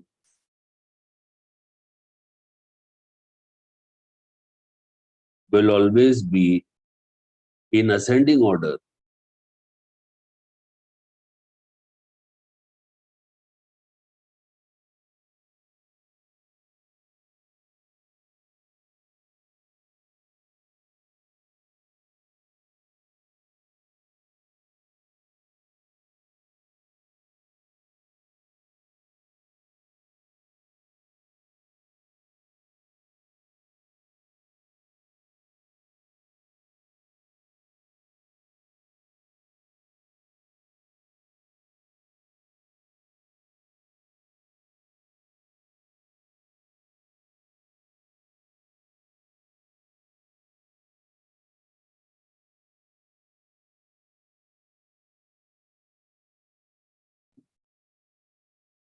Done. Now see one more thing. Dheeraj, King is stored at this location. This is the row address. It is permanent.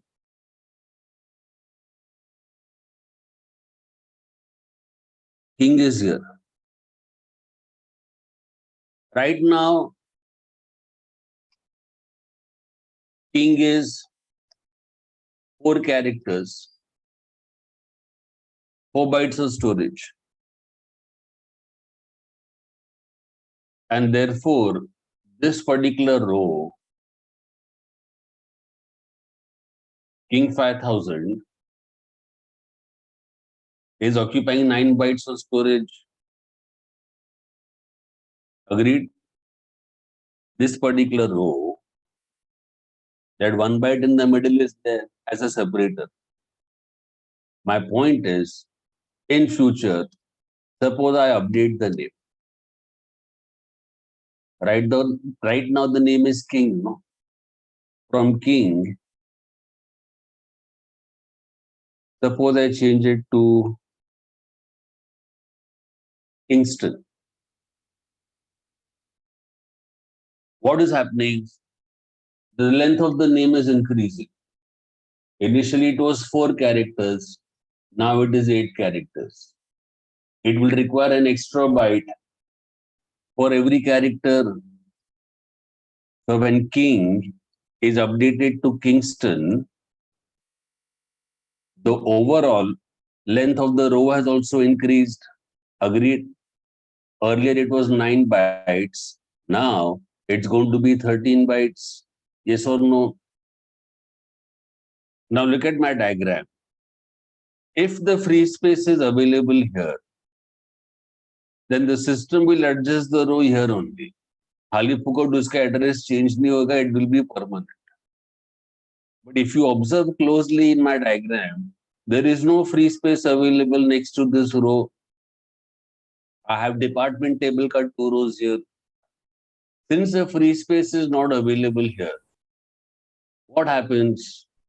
Since the free space is not available here, see, I cannot have half a row here and half a row there. No? I can't have half a row here and half a row there. One row will always be complete. So what happens is 3 rows of EMP will remain here and this 1 row of EMP will be stored here,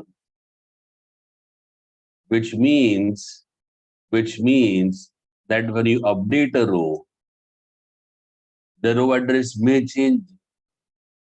I'm not saying it will change. Huh? It may change. And don't be surprised afterwards. If you say select star from EMP, you will see this row, you will see Kingston at some other location. It's only if the row length is increasing. Huh? It's only in the case of varchar. Char is fixed length, int is fixed length, date is fixed length. It's only in the case of varchar that the row length may increase or decrease. So when you update a row, the row ID may change.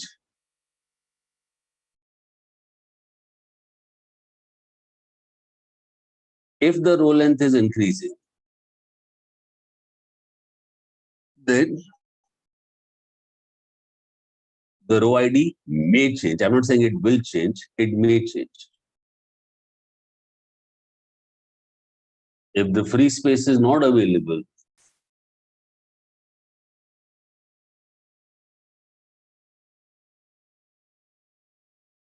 at the current address, then the row ID may change. And then do not be surprised if you see King at some other location.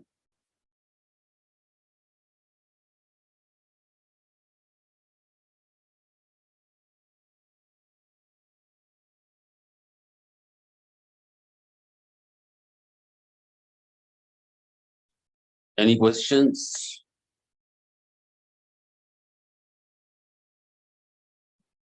I want you to make one more observation once you have finished writing this.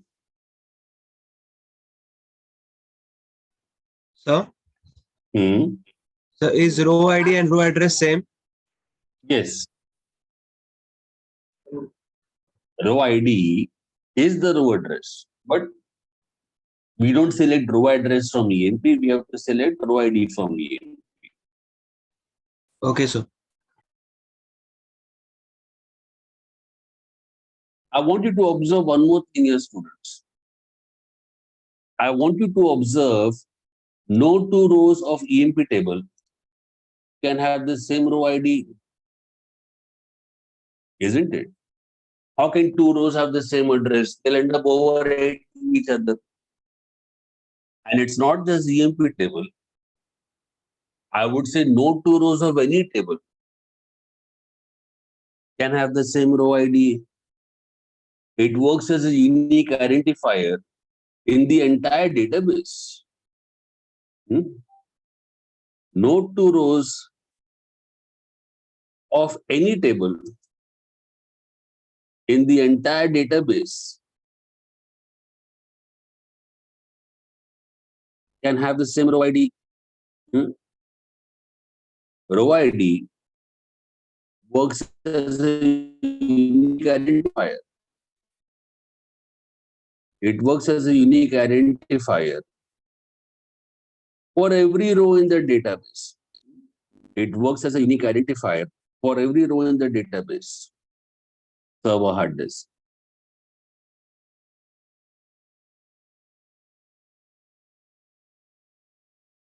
तो सबने देखा रो ID, सबने देखा address. Can I use row ID in where clause? What do you think?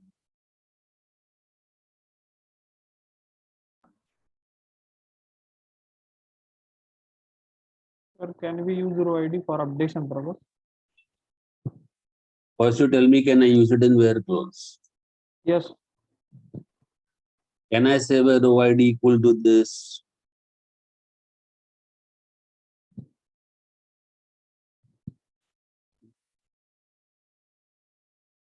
Yes, I can. Yes, sir. Just type it in single quotes. It will work. It will work. It is working now. See the screen. It is working now. Sorry, I forgot equal to sign. Excuse me. I forgot equal to sign. Yes, Arvind. I forgot equal to sign. If I say where row ID equal to this, it's working. It's working now. I cannot guarantee this will work in future. Because in future, if you update the row, you are aware the row ID may change. In which case you might see some other row at this position or you might not see anything at this position. ऐसा भी हो सकता है. Right now it's working. कल का मैं बोल नहीं सकता. So सवाल ये है, now that you have seen the row ID and you have understood what is row ID, the question is, Nishi, what is the question? What is the practical use of row ID?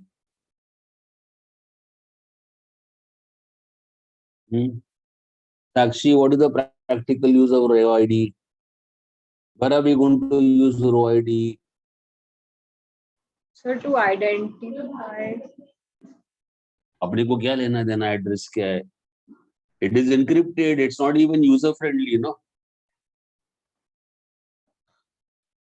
It's not even user friendly. Yeah? It's encrypted.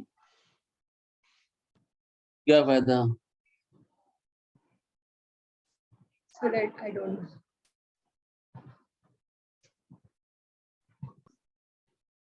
I'll tell you. Maybe some of you may have encountered this problem in the last 1 week. Maybe some of you must have encountered this problem in the last 1 week. Look at the screen. By mistake, if you have inserted duplicate rows in the table, how to delete the duplicate rows? I want one king to remain and I want second king to go. Some of you had this problem. Yes, So sir. I can delete. Yes, sir. Yes, I sir. can delete from EMP. Where row ID equal to this.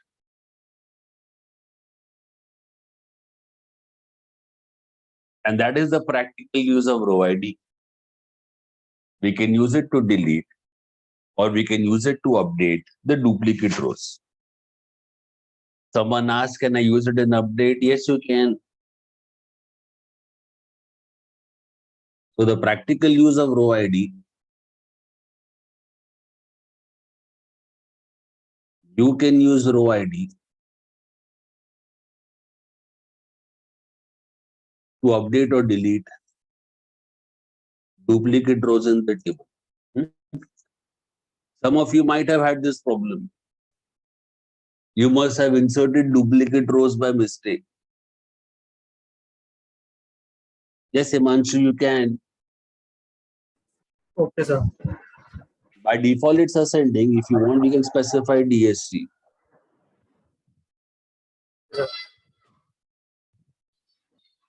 You can use row ID to update or delete duplicate rows in the table.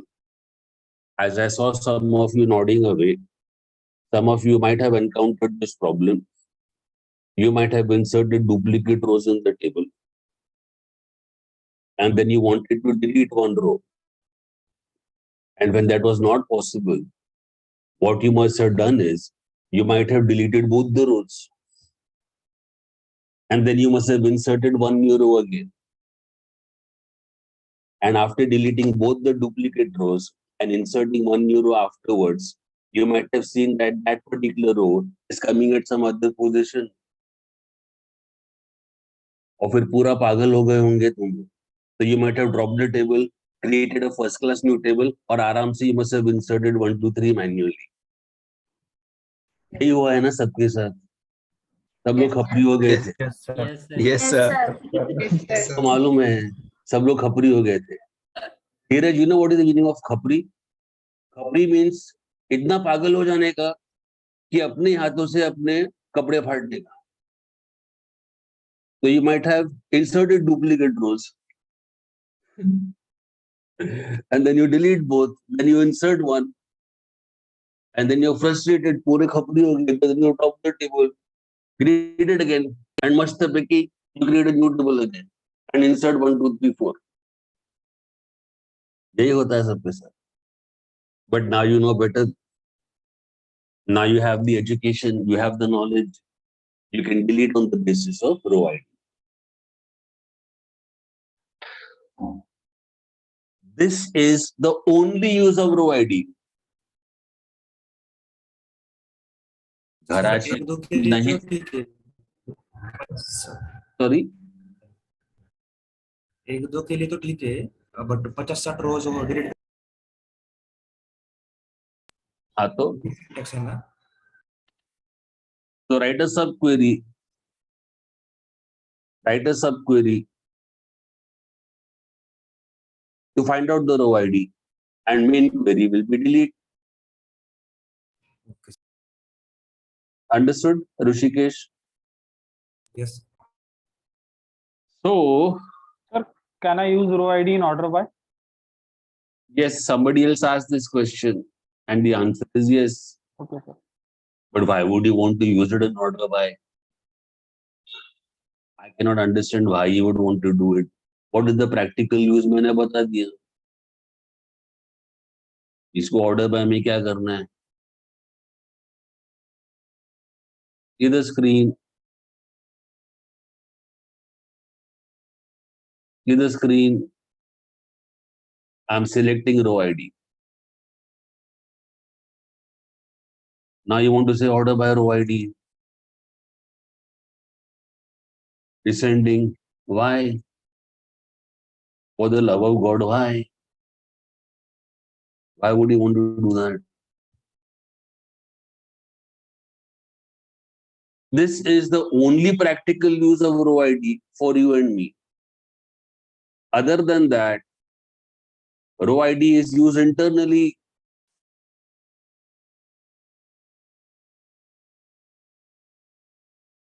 Row ID is used internally by MySQL and Oracle. For what? To distinguish between two rows in the database, isn't it?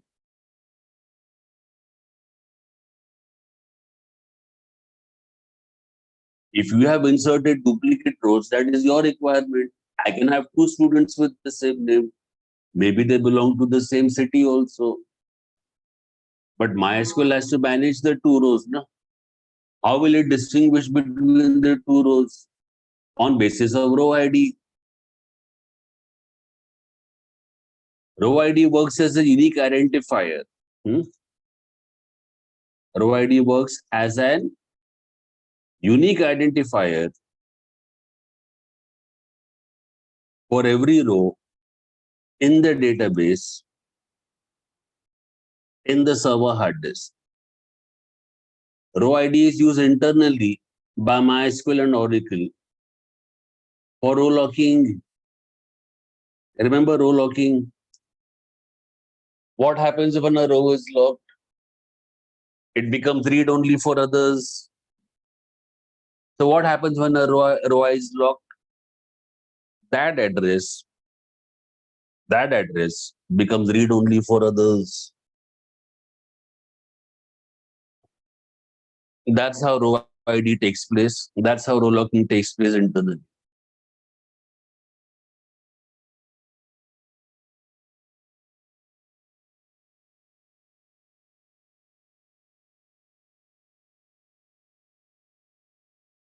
Row ID is used internally by MySQL to manage the indexes. Topic of indexes I will be covering tomorrow. But as of now, please note down this point. It is used to manage the indexes. Row ID is used internally to manage the cursors. Topic of cursors I will cover next week, but just note it down. To manage the cursors.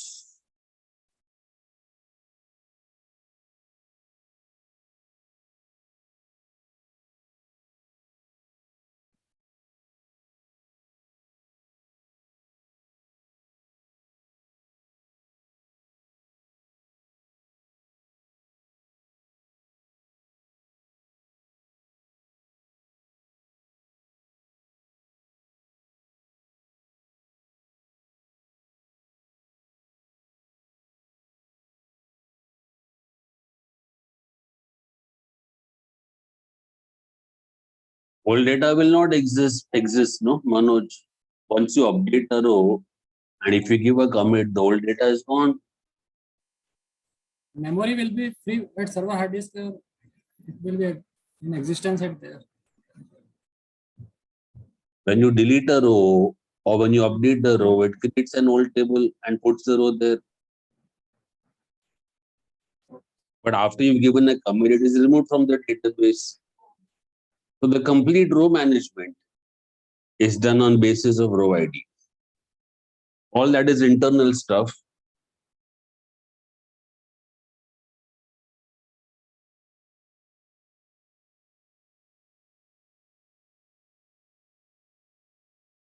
All that is internal stuff.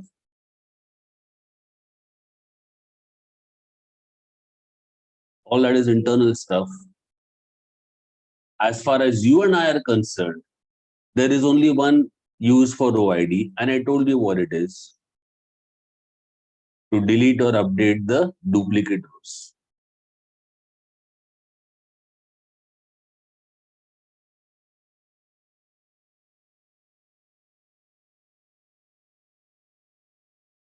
Now, listen. Row ID is present in Oracle.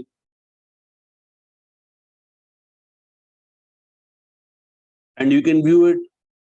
I showed you, na?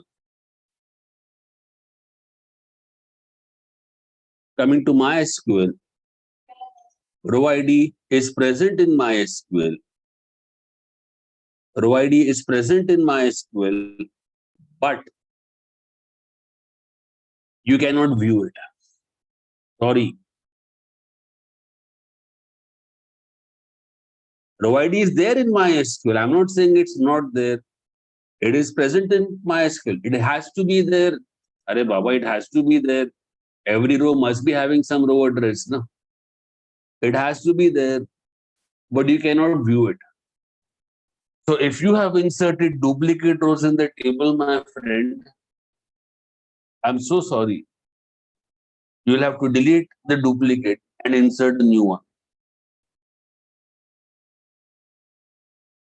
And there's nothing you can do about it. जो करना है कर ले. There's nothing you can do about it.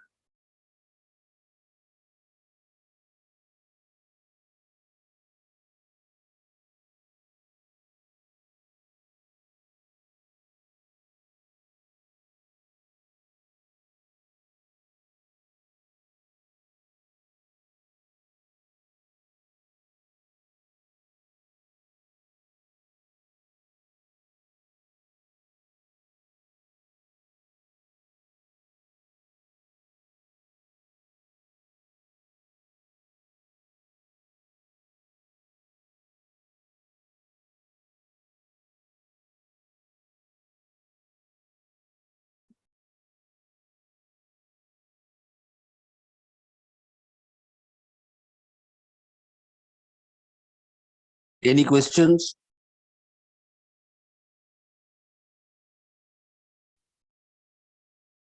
Sir कोई दूसरा method है इसको view करने का या मतलब इसको यूज करने का नहीं, MySQL में? नहीं. That is all internal stuff of MySQL. Oracle is showing us. हालांकि it is encrypted, but Oracle is showing us. MySQL में देख नहीं सकते. But tomorrow when I cover topic of indexes in MySQL, don't ask me, sir, OID क्या होता है? I have shown you in Oracle. I cannot show you in MySQL. ठीक है? तो इसी बात पे let's take a break. Let's take a break of 15 minutes. Then I will start with the new. Alter table is a detailed command. Create table, drop table, alter table.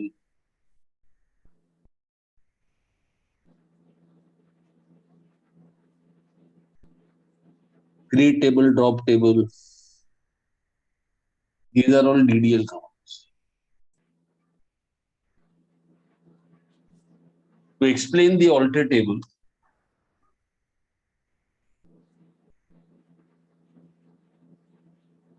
let us consider the EMP table. EMP table.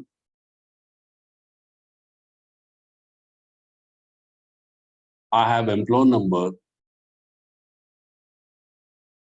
I have e-name. And I have sal.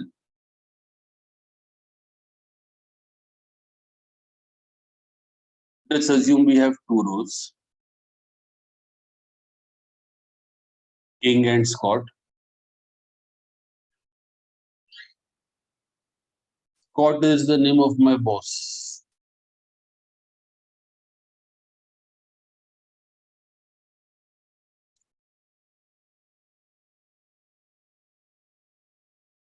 I have these two rows. Let's do alter table.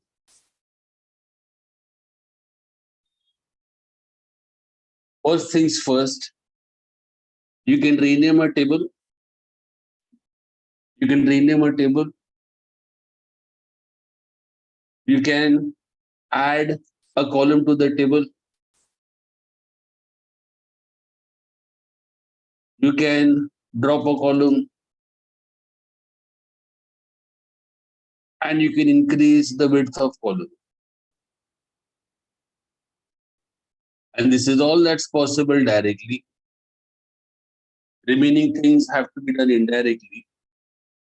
Remaining things have to be done in a roundabout manner. For example, if you want to reduce the width of column, there's a roundabout way to do it. You want to reduce the width, or you want to change the data type of column.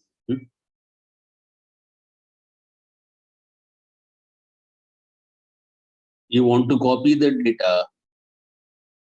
You want to copy the rows from one table into another table.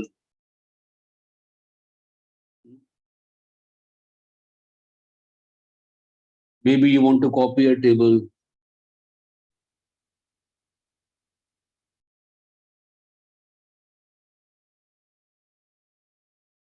Students, why will you copy a table? I already have EMP table. I want a copy of EMP table. I already have EMP table. I want to have a copy of EMP table.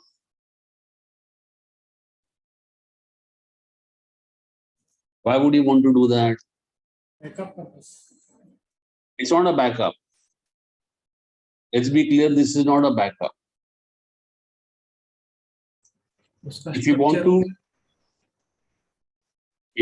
to take backup of table, you're going to use export and import. I told you in the beginning, export and import. In fact, let me show you now in Workbench.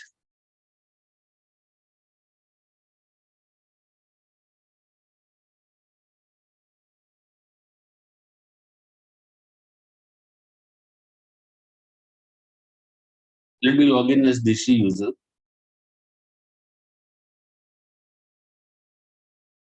See the screen. Can you see data export? And below is option to import. It's menu driven. So which schema you want to export? Bhopal schema. What is there inside Bhopal schema? Nothing. I've not created anything yet. But the entire thing is menu driven. Here I'm creating a copy of table. Tell me, students, if you want to back up all your important files, suppose you want to back up all your important documents, maybe all your important photographs, music, videos, what do? You get a pen drive or you get an external hard drive and you'll copy it there. Or maybe you're going to use that Google Drive or MSN Drive, or maybe something like a Dropbox and you'll save your data there. If you want to copy a table, if you want to take a backup, do you copy it from C drive to D drive? No, that doesn't make any sense. No. That's not a backup. Yeah. If you copy the file from C drive to D drive, tomorrow if your laptop stops working, it means you have lost your data, isn't it? So my question was, why do you copy table? Why do you have two copies of EMP?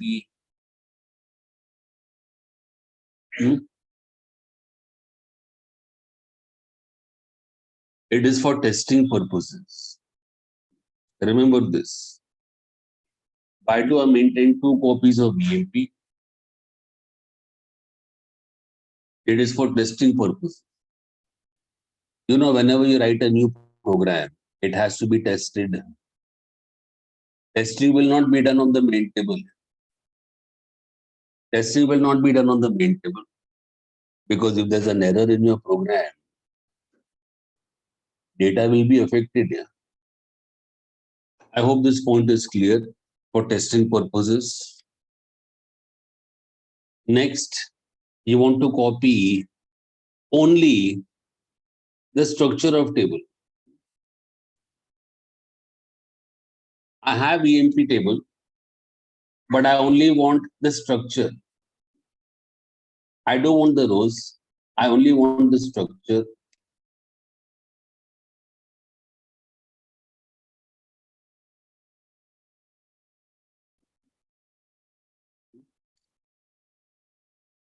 Then maybe you'd like to rename a column and you want to change the position of columns in table structure. I want to change the position of columns in table structure.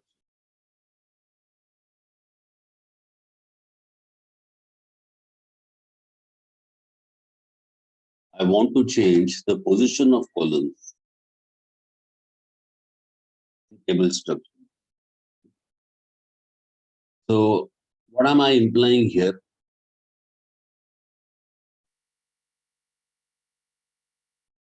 Inside my EMP table, EMPNO is the first column, ename is second, sal is third. But I want to change order of columns. Maybe you want sal to be first column, you want EMPNO to be second column, and you want ename to be third column. Why will you do that? Anyone? If you want to see sal first and employee number second, you'll select sal, comma, employee number, comma, ename. What is the need to change the order of column in table? Customers requirement. Customer requirement. If it contains more null, then we can say it's failed. That's correct. It's not because of customer requirements. Customer doesn't know what a table is yet. It is because of null values. Good answer. This is because of null values. It is for storage considerations, yeah.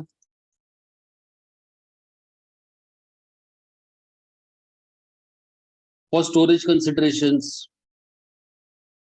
remember we were discussing earlier, null value occupies only 1 byte of storage. And if the row is ending with nulls, all those columns will not occupy any space. So here's what you're going to do.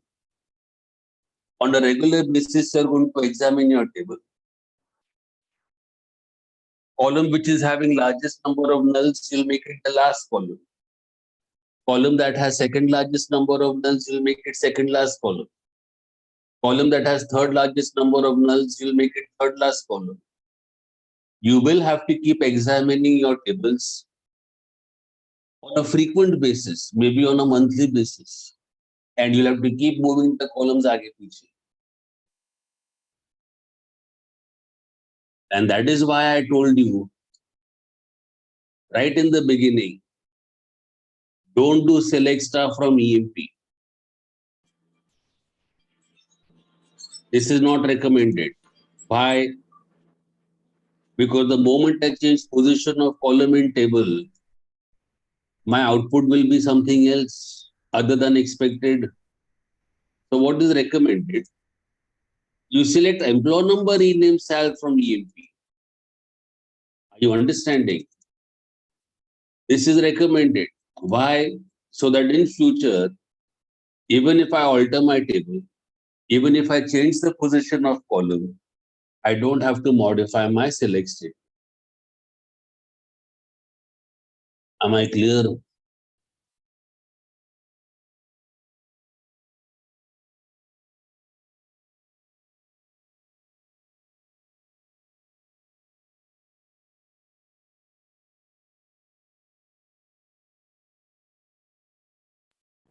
Similarly for insert here. Insert into EMP values is not recommended. Why? Because the moment I change order of columns, my insert statement goes for a toss. What is recommended? Insert into EMP, you specify the column name and the corresponding values, isn't it? This is recommended so that in future, even if I alter my table, even if I change the order of columns, my insert statement is not affected. So try to follow these guidelines. Every company is going to have their own programming standards. I'm sure first thing we'll do is, once you're hired, probably the first thing they'll do is they'll train you on company standards.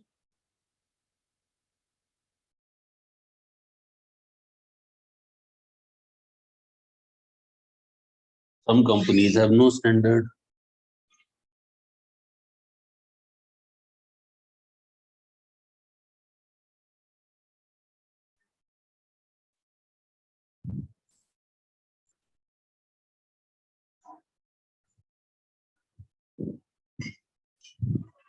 Done writing?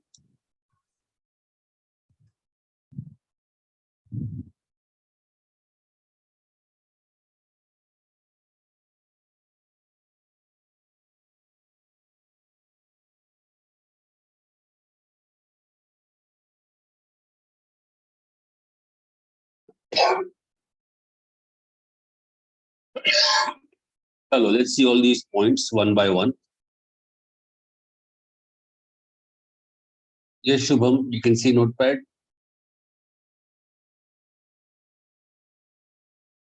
Finish writing? Great. Let's see all these options one at a time.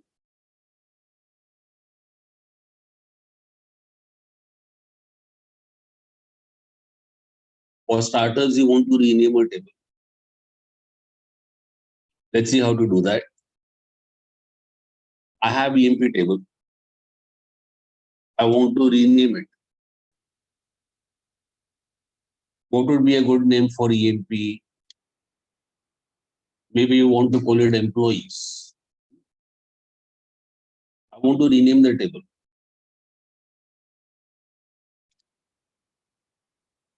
First, let me show you for Oracle. The command is slightly different in MySQL, so I'll show you both the options. In Oracle, I will directly say rename EMP to employees. Old name to new name. Rename is a DDL command. I had mentioned it earlier, no? It is extra in Oracle and MySQL.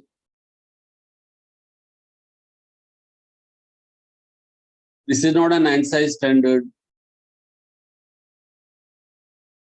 If you want to follow ANSI standard, there's no rename command.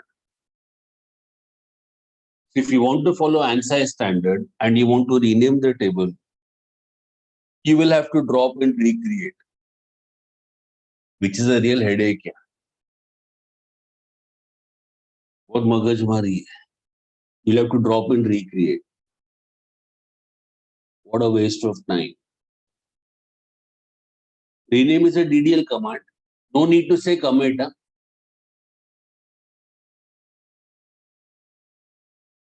DDL is auto commit. Create table, drop table. No need to say commit.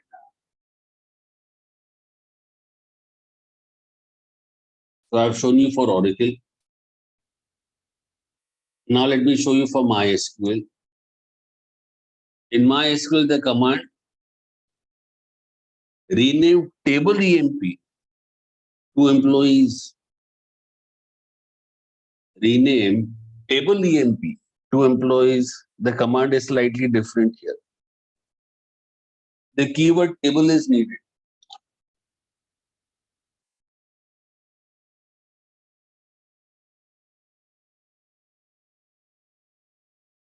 No problem, Akshay. Now you know how to rename a table. You can try it out later. There's no assignment on this, but you can try it out later.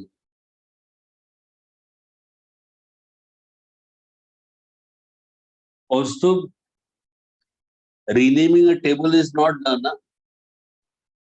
Sorry? Because the moment I said renaming a table is not done.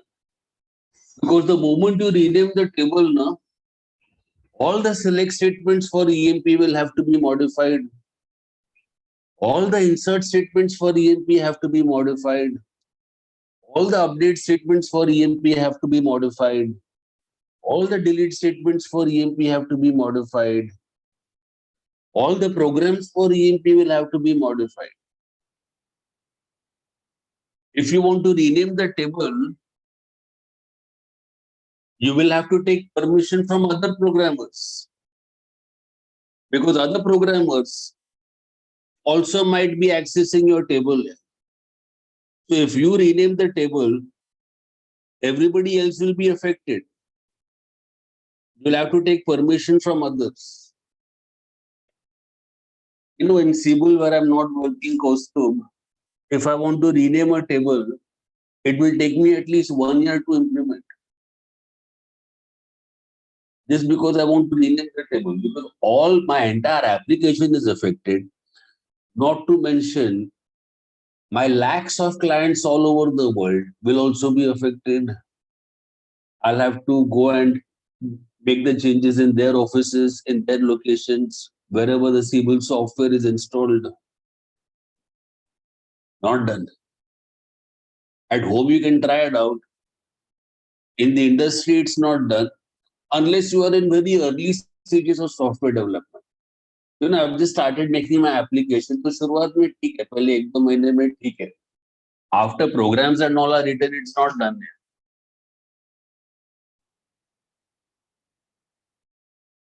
Again, depends on which company you're working on. Certain companies have no standard.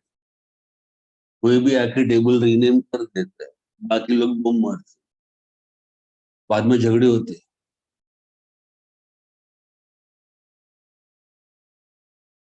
झगड़े हुए तो then क्या करेंगे? We'll have to call Devi to intervene.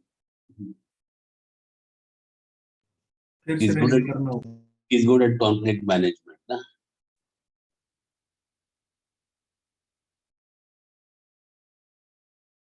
Hello. We managed to rename the table.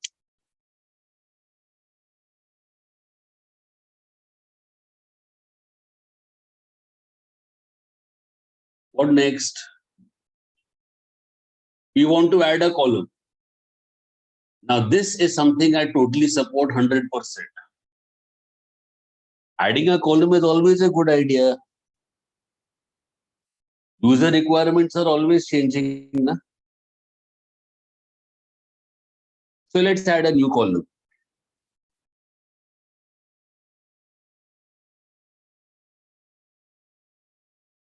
Anirudh, which column shall I add to EMP table? What would be a good column to add to EMP?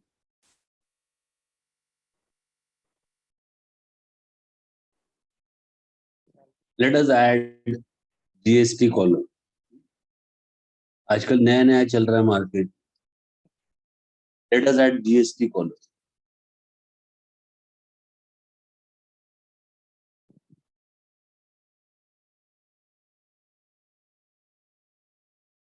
If we want to add a column,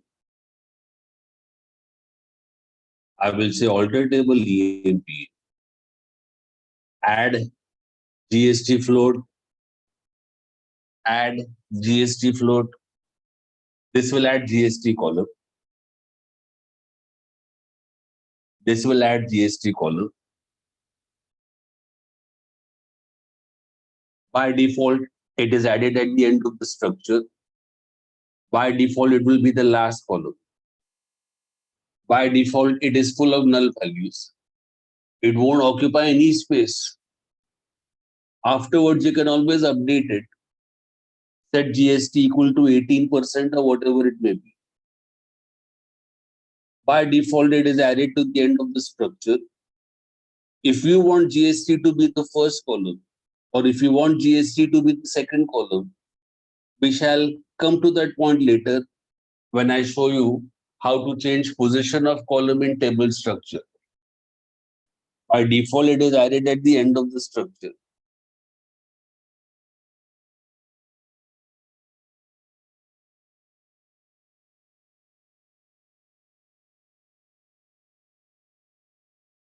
आजकल क्या नया चल रहा है? Vaccine dose 1, vaccine dose 2, booster dose, all these columns will be added na, to EMP table, to students table. This is the good thing about database. The good thing about database is the user requirements are always changing. And that's what keeps us busy. That's what keeps us employed. उसके basis पे अपना घर चलता है. When you create a software for your client, suppose you take 2 years to make the application and you deliver it. Once the application is ready and you've given it to your client, that's not the end of the relationship. That's the start of the relationship.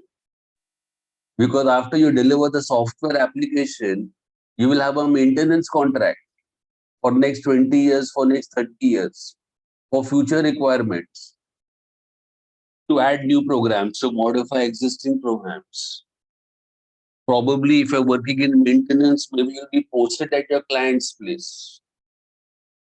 You'll be there in his or her office. You'll be deputed there. In database, you will never be idle. Chalo. Good. We added a column. Now what do you want to do? You want to drop a column. You want to drop a column. Which column shall we drop? Anirudh. कौन सा column drop करूं? Same one, GST. Same one. Let's drop the GST column. Let's drop GST column.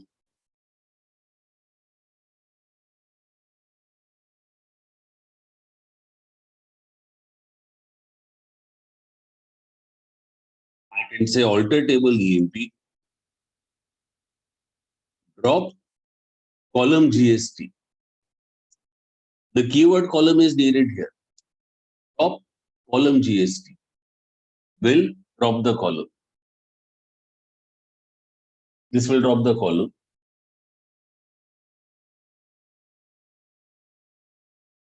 Drop column GST. Column will go, data will go. After you drop the column, you can't say rollback. Huh? Alter table is a DDL command. So be careful here. Again, this is something which is not done. Huh? We don't go around dropping columns here. User requirements are changing. If you don't require this column in future, don't use it in select statement. Don't use it in insert statement. Why do you want to drop the column here? मैं उतने मुश्किल से data लेके आया. You want to drop the column? Not done.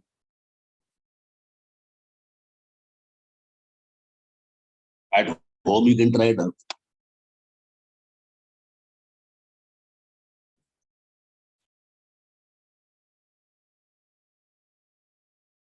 So we drop the column.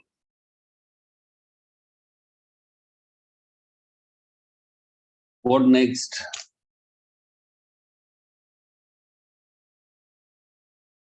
You want to increase the width of column. That's always a good idea.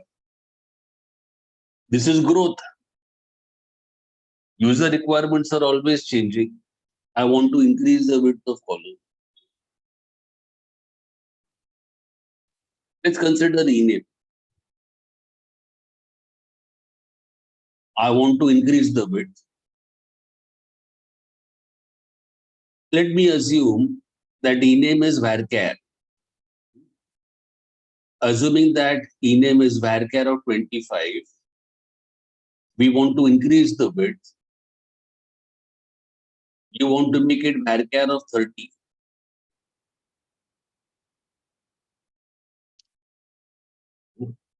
I want to increase the width. Let me show you how. You can use alter table, modify. The keyword modify is needed here. Alter table EMP, modify ename. Modify ename. Varchar of 30. This will increase the width.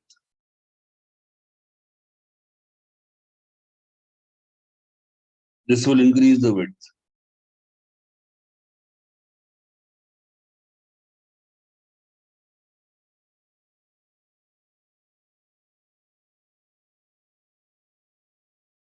This will increase the width. Existing data will be preserved. Don't worry. It's not like you're going to lose the data. Existing data will be preserved.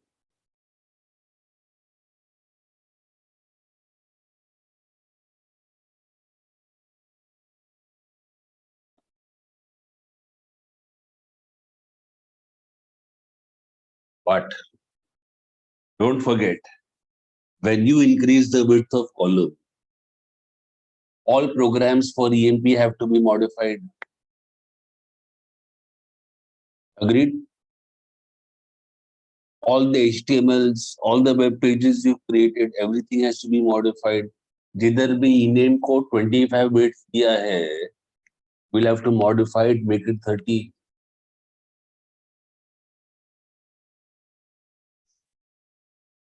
चलो ये भी हो गया. All good. तकलीफ पता है कहाँ पे होती है? If you want to reduce the width, there's no direct command to do it. It has to be done in a roundabout way.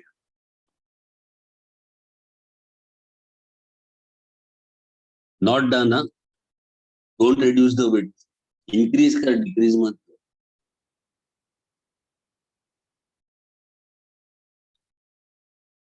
Now see here. I have ename. Ename is varchar of 25. Huh? Ename is varchar of 25. See what I'm doing. I want to reduce the width.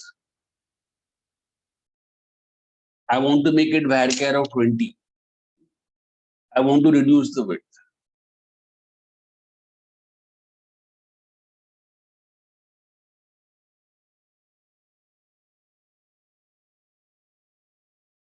First, let me tell you in MySQL. And once I tell you the next point, you will realize what a dangerous software MySQL is.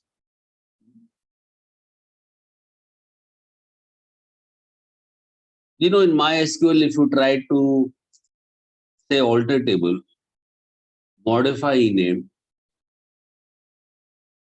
and you try to reduce the width, I try to make it varchar of 20. You know what happens in MySQL? You'll be shocked to hear. What happens in MySQL? Your data will get truncated. Did you hear what I said? Data will get truncated. Isn't that dangerous? It doesn't even give a warning. Your data will get truncated.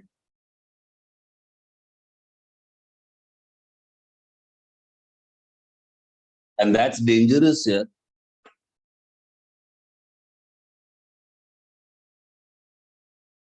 Imagine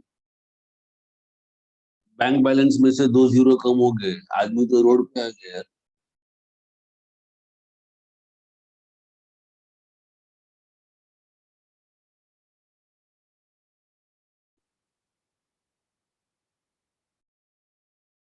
After doing this, you can't even say rollback because this is a DDL command.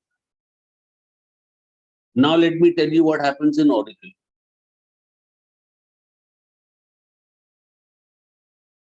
In fact, the method I'm going to show you in Oracle, I recommend you follow this method in MySQL also.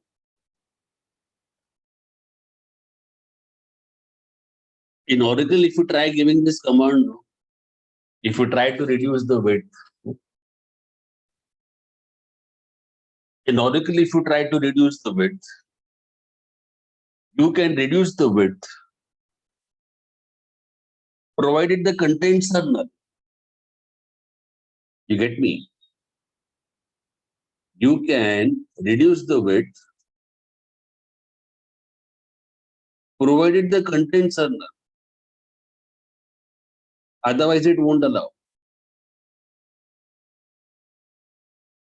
Never mind if none of the names is exceeding 20 characters. Even if none of the names is exceeding 20 characters, it won't allow.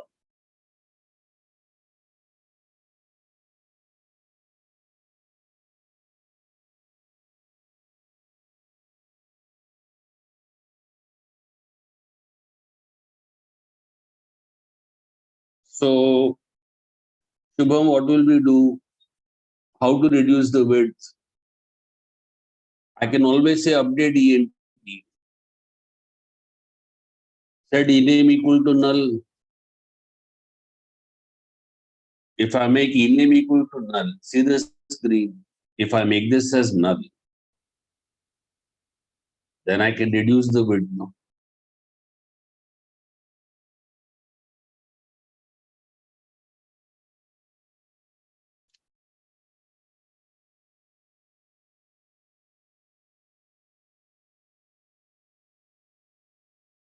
Set ename equal to null and reduce the width.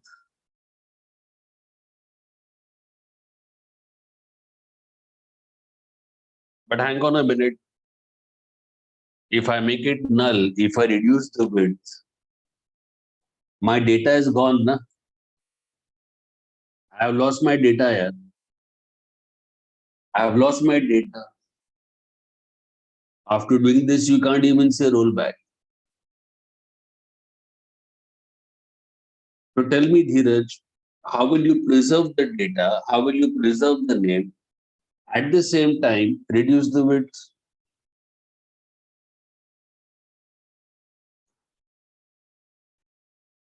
I think it's impossible. No, it's possible. Everything is possible, my friend. By Copy creating table. copy table. The table? Array? Copy column. Copy column. Ah, you copy the column. You copy the column. See what I'm doing. I want to reduce the width of ename. Now everyone is aware that you can add a column. Let's add one extra column X. Then what you do is you copy all the names over here. Once you have copied all the names over here safely, फिर कोई tension नहीं है. Then you can reduce the width, make this null, reduce the width. And then you can get all the names back again. Yes or no? You can get all the names back again. Please ensure that none of the names are exceeding 20 characters. Please ensure that none of the names are exceeding 20 characters. And after you have done this manipulation, you can drop this X column. Did everyone understand the procedure? Let's make a note of it. What you do is you alter table EMP, add X varchar of 25. Then what you do is you set X equal to ename and you set ename equal to null. Then you do reduce the width. Then what you do is you do your data testing with X column. Check the length of name. Check that none of the names are exceeding 20 characters. Then you get all the names back again. Set ename equal to X. And after doing these manipulations, you can drop this X column. In fact,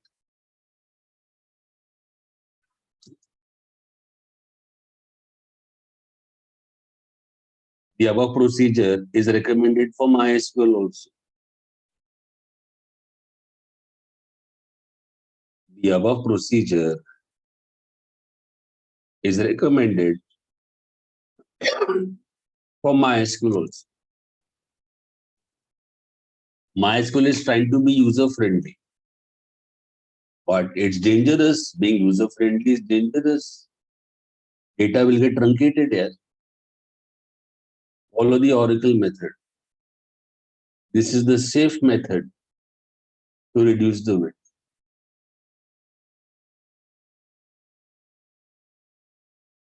Understood, Gopal? I think Gopal का screen freeze हो गया है.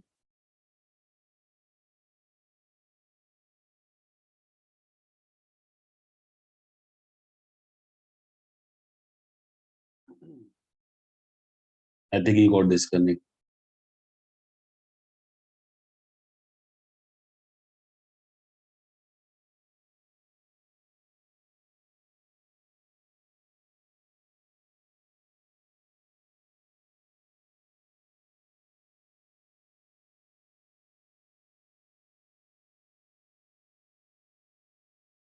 No problem. Now you know how to reduce the weight.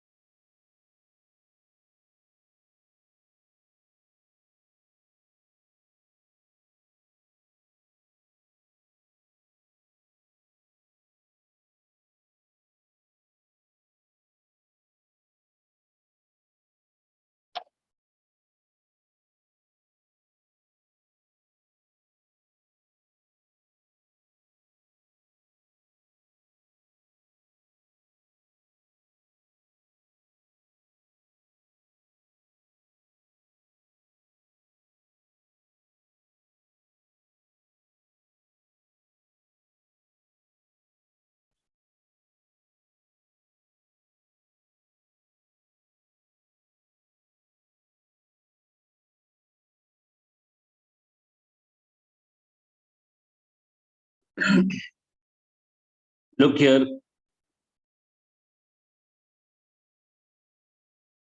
Let me tell you something important now,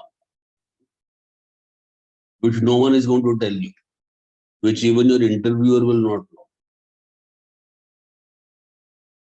I have added this extra column, X column. I have kept it for future manipulations.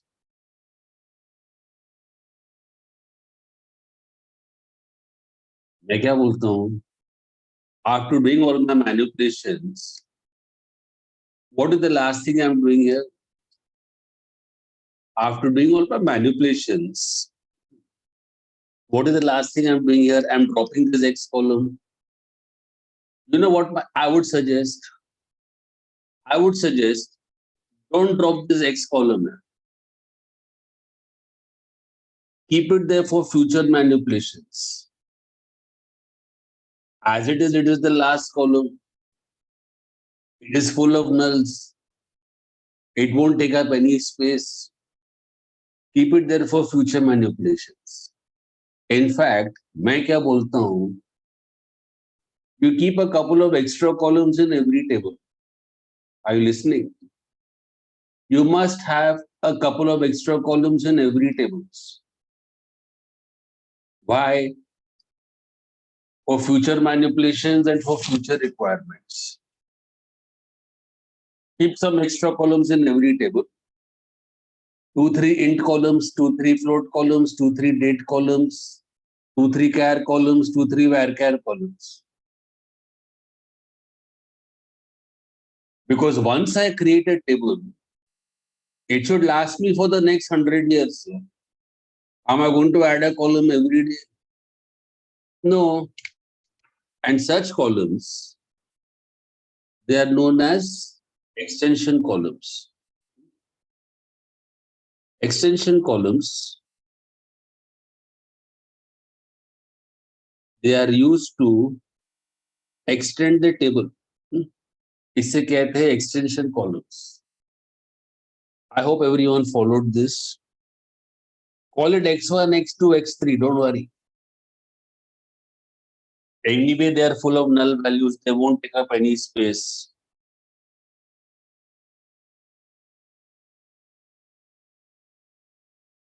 This is how software development is done. Implement this in your project. Listen to what I'm saying very carefully. At the end of your CDAC course, I believe you have to do a project. My first recommendation would be Oracle plus Java project. Second recommendation would be Oracle.NET project. Third recommendation would be MySQL Java project. And last recommendation would be MySQL.NET project. Now, whatever may be your technology, at the end of your CDAC course, when you create your project, whatever may be the project title, maybe you make an online exam software, or you create some app for a mobile phone, whatever may be the title of your project, even if you have 7-8 tables in your project, no problem. You please implement extension columns. Please implement few extra columns in every table. Because your project is always the starting point of interview. Project is always the starting point of interview. So when the interviewer asks you about your project, the first thing he's going to notice is, "Arey, X1, X2, X3 क्या है? This is there in every table." बता देना उसको इस CDAC से सीख के आया हूँ करके. You must have a few extra columns in every table. I'm telling you, that guy will be so impressed. वो बोलेगा, अरे क्या आइडिया है यार, उसे कभी सोचा भी नहीं होगा लाइफ में. That you must have a few extra columns in every table for future requirements. Try this out, and after 6 months, when you get hired, you WhatsApp me and tell me, sir, मैंने ऐसा बोला, और जो interviewer था वो खपरी हो गया करके.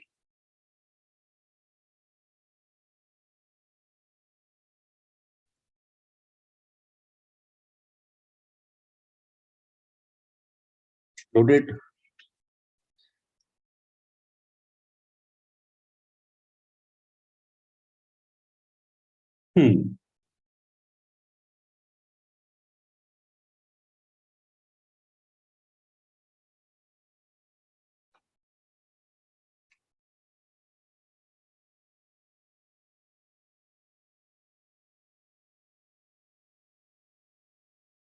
You know, in Siebel, where I'm working, in Siebel we use Oracle. In Oracle, upper limit is 1,000 columns per table. MySQL is 4,096. Oracle is 1,000 columns per table. In Siebel, what we do is every table that we create has 1,000 columns. So even if you require a small table with only 3 columns, you please have 997 extra columns and round it off, total 1,000 columns per table. I'm thinking long term for the next 100 years. Don't alter the table. Have these extra columns in advance. Shubham, this you will not mention in interviews. उसको हजम नहीं होगा.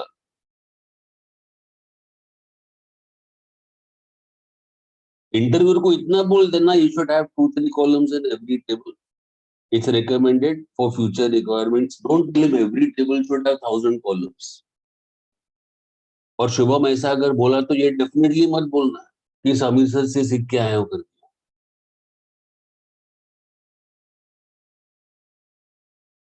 चैतन्य.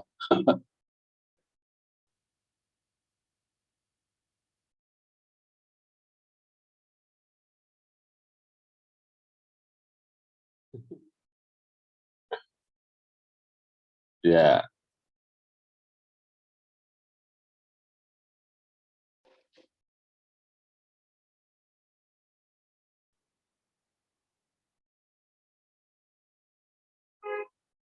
अभी धीरज इस पे भी meme बनाएगा.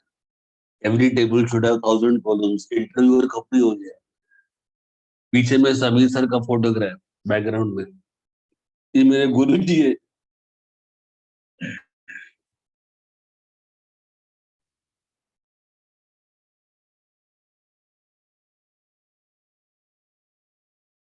Let's move on.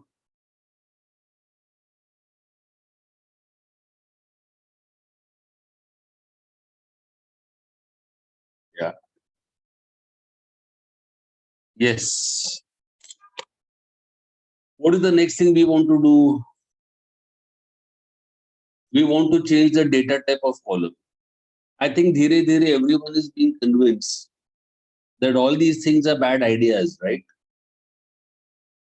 If you're changing the data type means what? At the time of creating the table, सोच समझ के नहीं बनाया.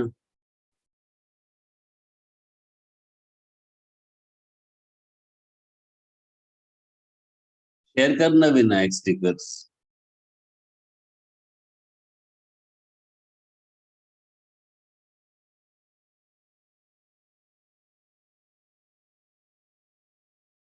I'll put them on my website.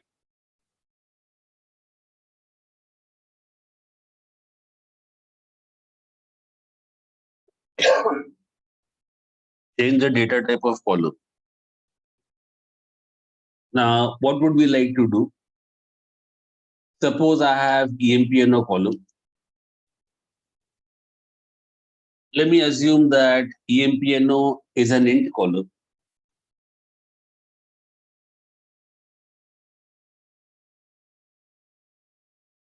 Maybe you want to change the data type. Maybe you want to make it char of 4. Maybe you want K1, K2, K3 for Kharghar employees. J1, J2, J3 for Juhu employees. Well, again, I can say alter table EMP, modify EMPNO. It is char of 4.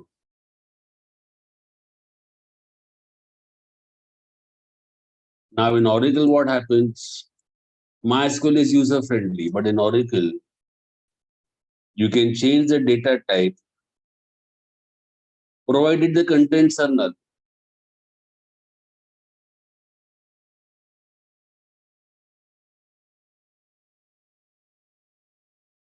You can change the data type provided the contents are null.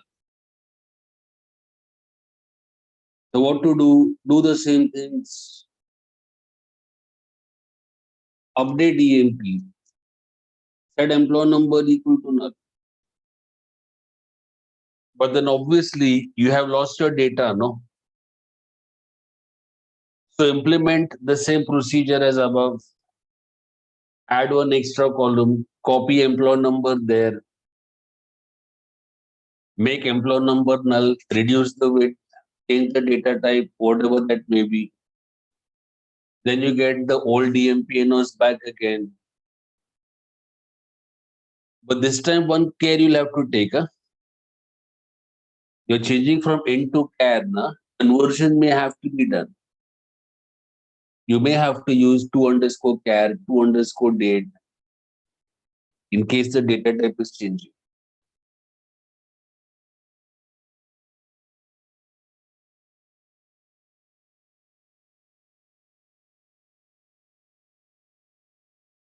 So same as earlier, you alter table EMP, you add X int, then you update EMP, set X equal to EMPNO, EMPNO equal to null. Then you change the data type. Then you do your data testing with X column.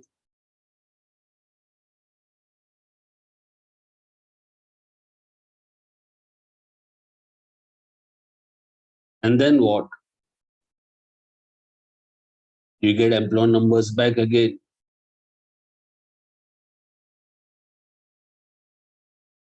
And then what? You can drop the X column. Or as I said earlier, leave it there for future manipulations.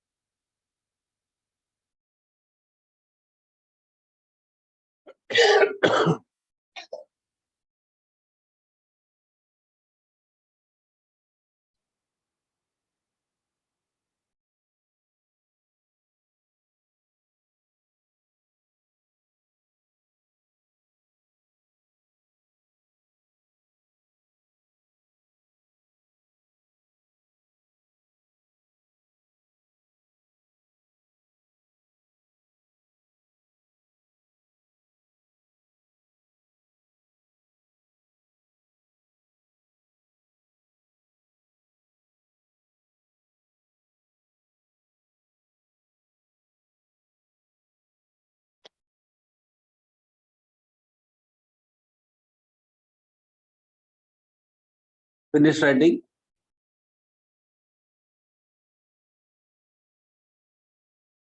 Use above method for MySQL also.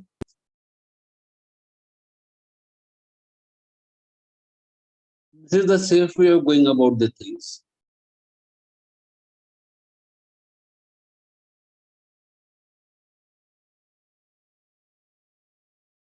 This is the safe approach.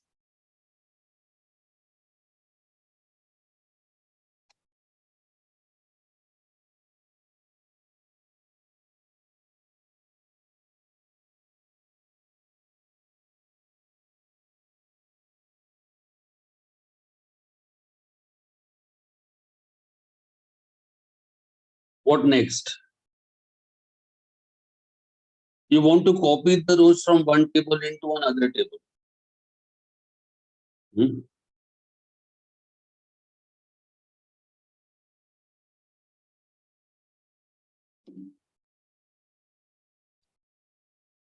क्या है ये? I have EMP table.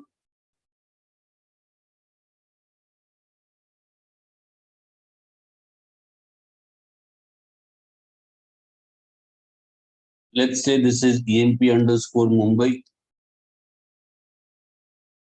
In this table, I have all the Mumbai employees. Suppose I have another table.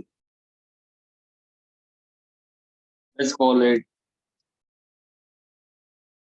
EMP underscore Delhi. In this table, I have all the Delhi employees.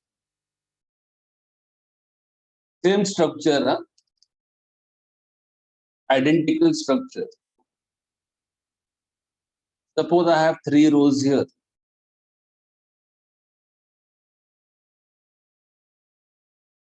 Now understand my requirement.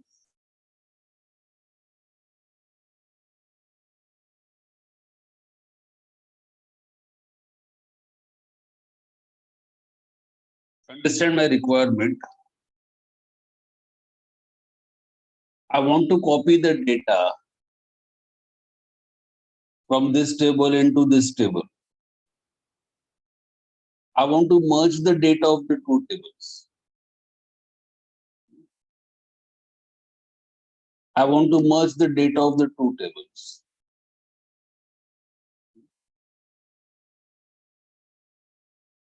This is my requirement. How to do this? Please note down.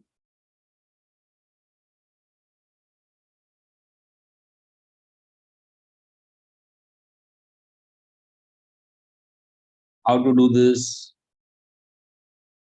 I can say insert into EMP Bombay,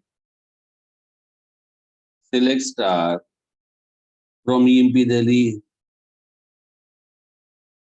And that's how you copy the data from one table into another table. That's how you merge the data of two tables. Provided the structure is the same. Huh? Am I clear? This will work provided the structure is the same.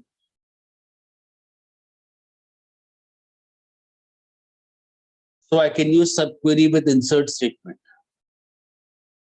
Yesterday we used subquery with update statement and delete statement. Today I'm using subquery with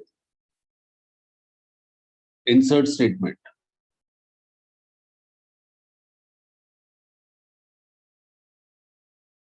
Please don't use values here. Please don't give brackets here. And if you want to copy certain rows only, how to copy certain rows only? Anyone? How to copy specific rows only? We will use where clause. I'm sorry? So we will use where clause. Correct. Absolutely. You will give a suitable where clause. Maybe you want to copy only certain rows. Maybe you want to copy the rows of department number 10 only. You will give a suitable where clause.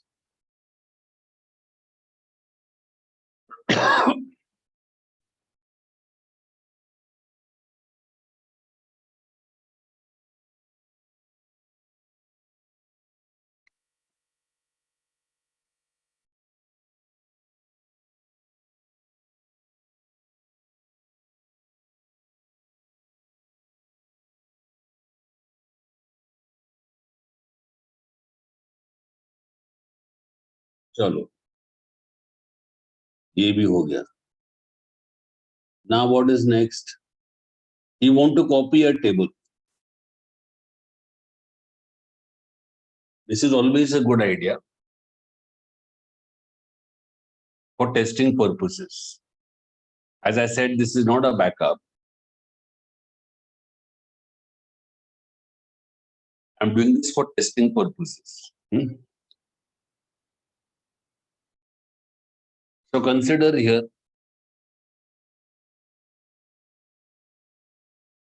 students, I have EMP table.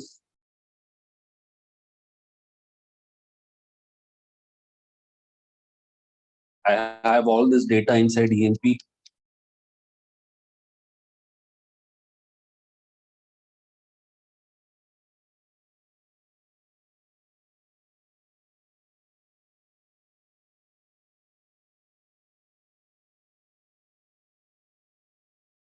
I have EMP table.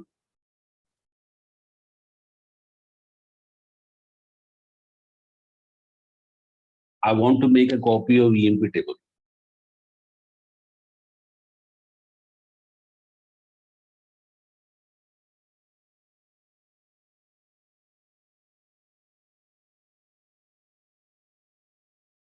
Why am I doing this? For testing purposes.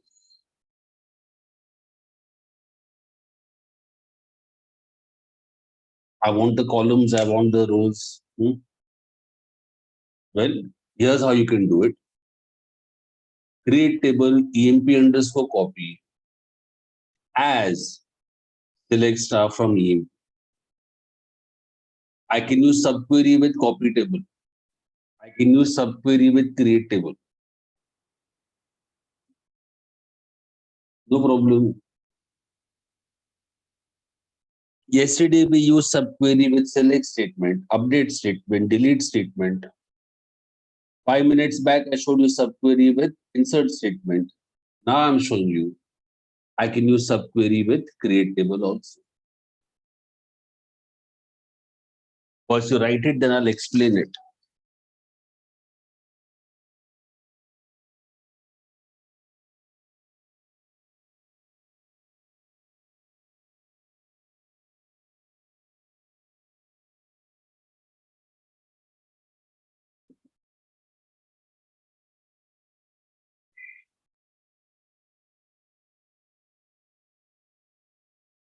Let me explain how this command works. Listen to the explanation.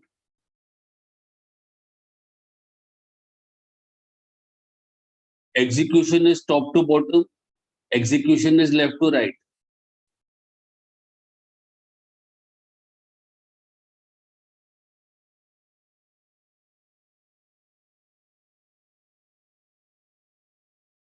First, understand how this is working internally. This command works in 2 steps. This command is working in 2 steps. First, it will create the table EMP underscore copy.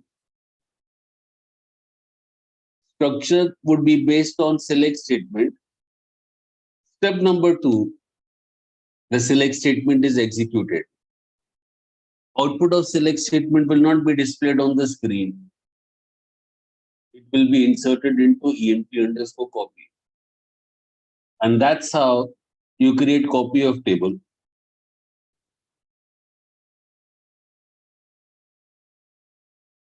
Provided the structure is the same.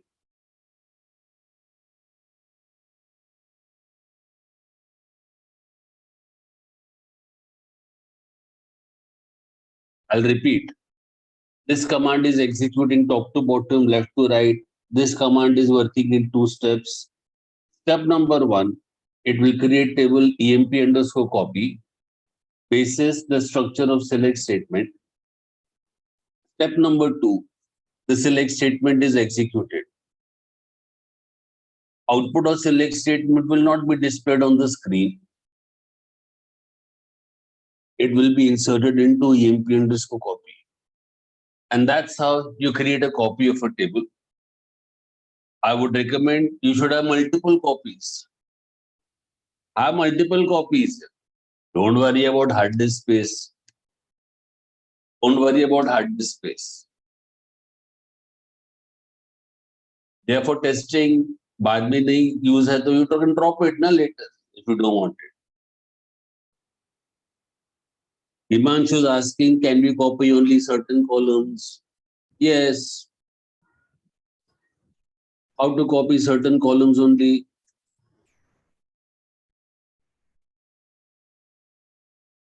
How to copy certain columns only?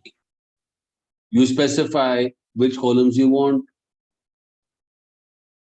Only those will be copied, isn't it? I hope that answers you, Himanshu. Okay, sir. And if you want to copy certain rows only, how will you copy certain rows only, students? So we will use where clause. Correct. Correct. We will use where clause. Maybe you don't require all the rows. Maybe you want only certain rows.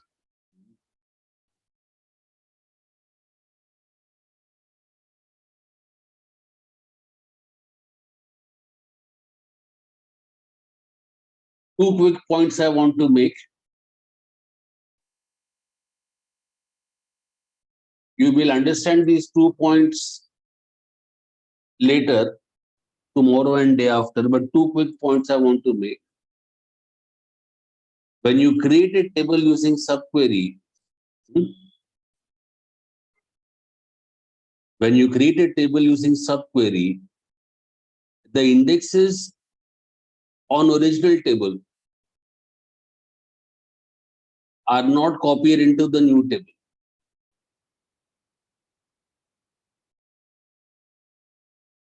What is indexes I will be covering tomorrow, but you can just note down this point that when you create a table using subquery, indexes on original table are not copied into the new table.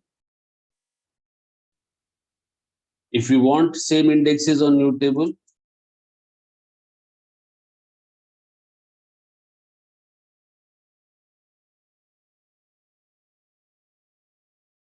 you will have to create them manually. You will have to create them manually. Similarly, when you create table using subquery, the constraints on original table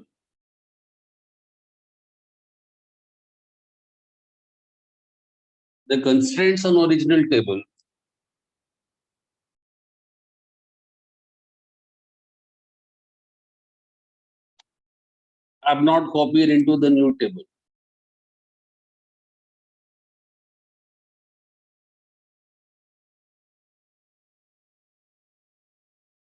Except for the not null constraint.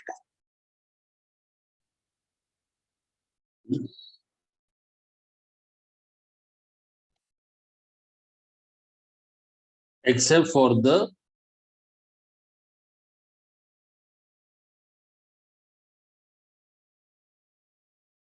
because nullability is a feature of data type.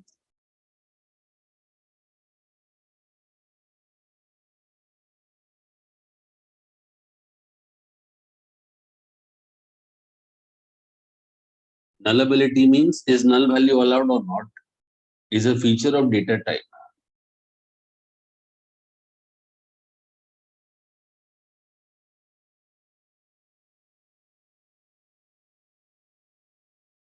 It is a property of data type.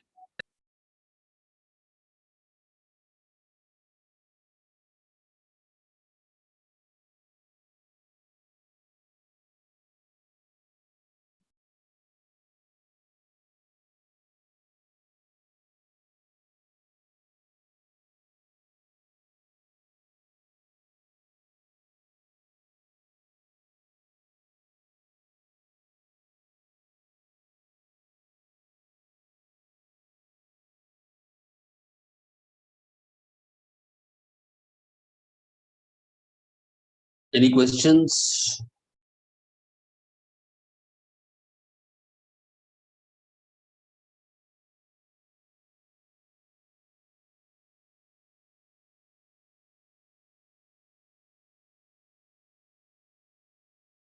No problem. How to copy the data, how to copy the table.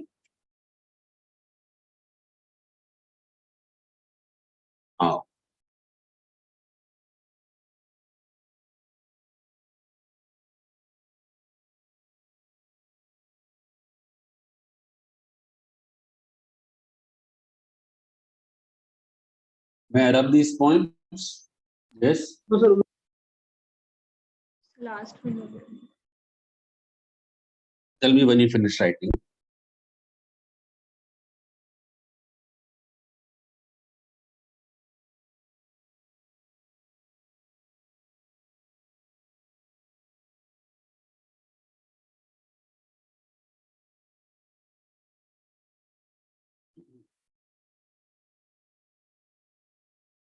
Done.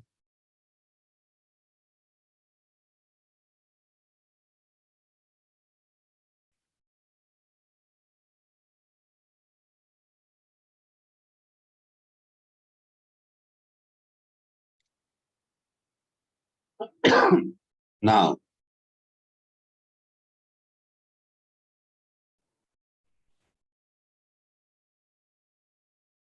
you want to copy only the structure of table. Let me show you how to do this. See here, I have EMP table. I want to create a second table. Let me call it EMP underscore struct. I want the structure, but I don't want the rows. Are you getting me?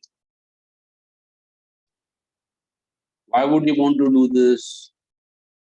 This is normally required.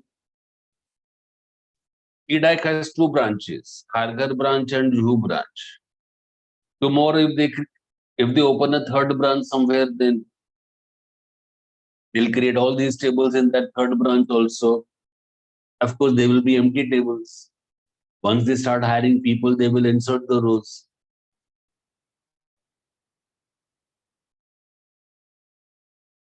I'll show you 3 ways of doing it.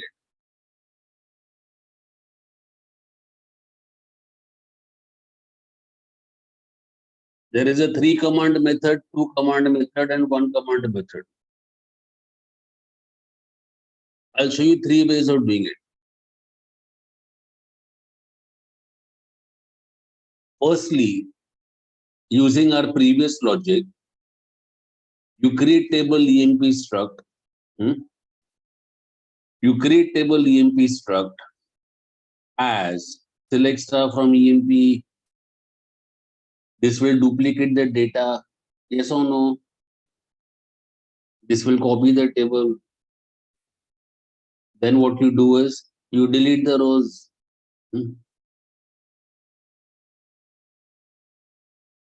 Make it empty, and then you say commit. This is one way of doing it.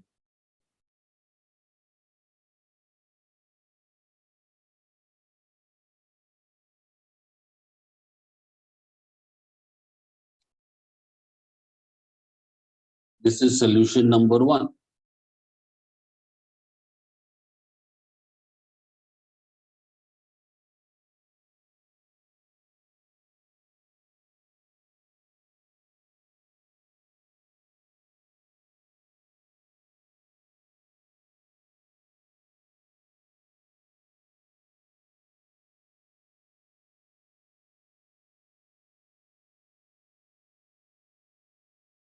No problem.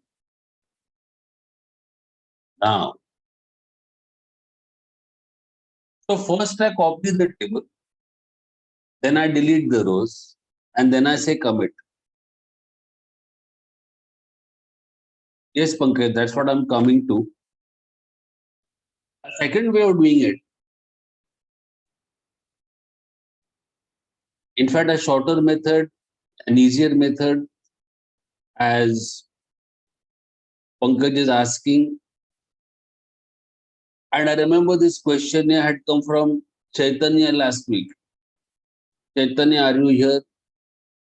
Give me a shout. Yes, sir. Chaitanya, you had asked about truncate, no, last week. Yes. So what you do is you create table EMP struct. You copy the data, copy the rows also, and then what you do is you truncate table EMP struct. What will truncate do? Truncate will delete all the rows and commit also. Does that answer your question of last week, Chaitanya? Yes, sir, definitely. And Pankaj, does this answer your question also? Yes, sir. So this will delete all the rows and it will commit also.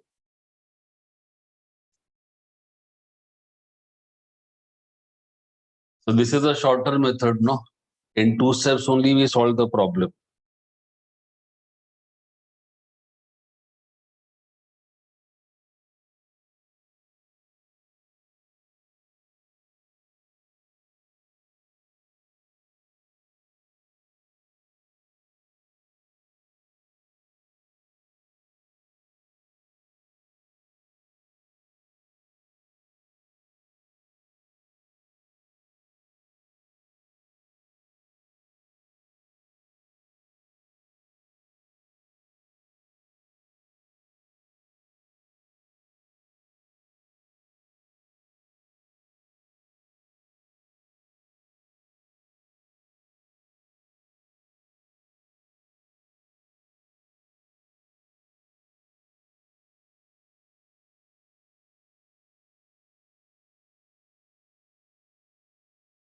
Now, interview question.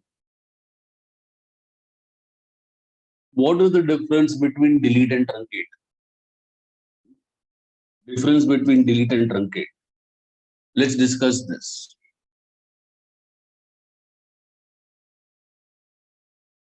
Difference between delete and truncate.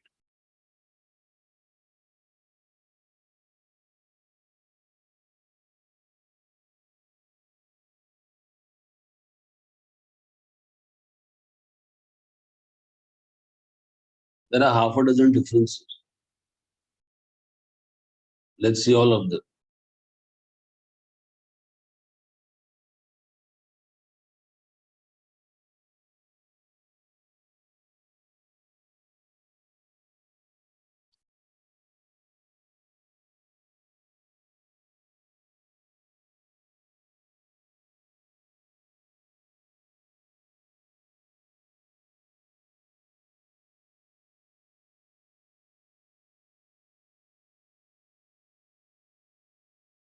First of all, delete is a DML command.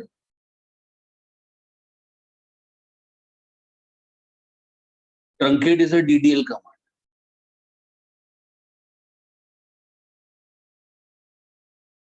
No problem. Delete is DML, truncate is DDL.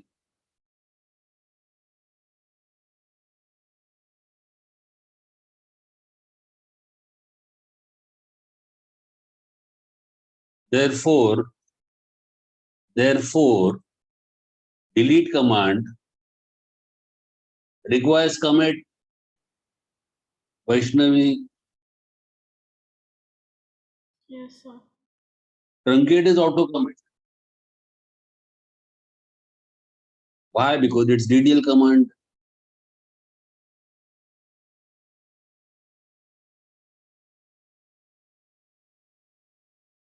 Therefore, if I use delete, in the case of delete, rollback is possible. Agreed. But if I use truncate, rollback is not possible, isn't it?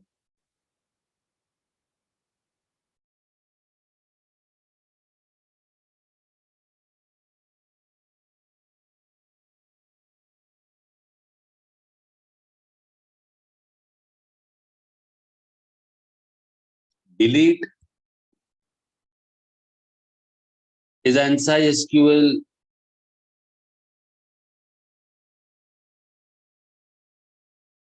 and hence it is common for all RDBMSs. Truncate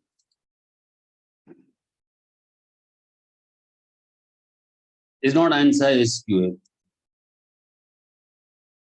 truncate is extra in MySQL and Oracle RDBMS.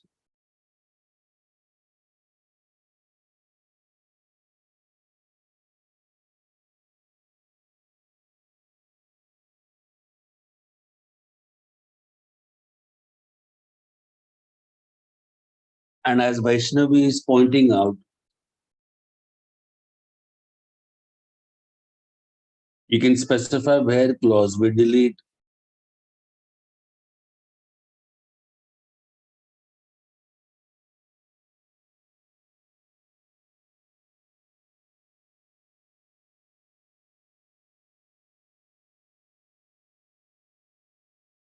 Whereas in the case of truncate, where clause is not supported. Why? Because truncate is a DDL command, and you cannot use where clause with DDL command. So I told you half a dozen differences. 5 differences between delete and truncate. These differences everybody is aware of. ये बच्चे को पता है. But now, let me tell you the main difference between delete and truncate. Let me tell you the main difference between delete and truncate. ये हो गया ना लिखना? Yes, sir. Yes, हाँ. Let me tell you the main difference between delete and truncate. Look here. I have EMP table. Let's assume we have 1 million rows.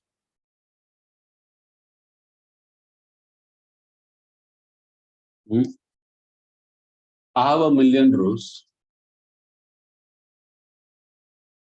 Let me assume this table is 1000 MB in size. 1000 MB means approximately 1 GB, correct? Now listen.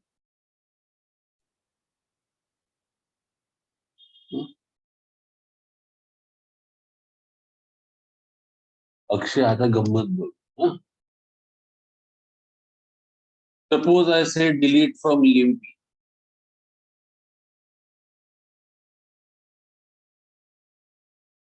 If I say delete from EMP, मर गए. 1 million rows gone.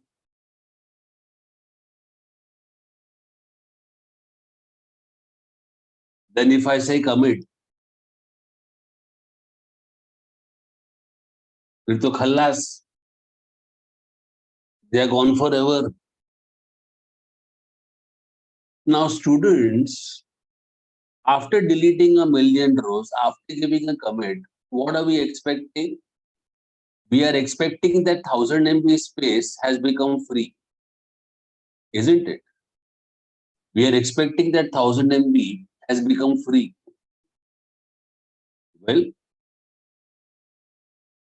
1000 MB has become free, but it is still retained by EMP. क्या समझे? 1000 MB hard disk space has become free, but it is still retained. It is still retained by EMP table. वो 1000 MB hard disk space surrender नहीं करेगा. It will not be made available for other tables, for other users. So although EMP is an empty table, although EMP has 0 rows, it will still occupy 1000 MB. So how to deallocate the free space? If you want to deallocate the free space, you will have to say drop table EMP. When I drop the table, now the free space has been deallocated. Now, now the 1000 MB is deallocated and it is made available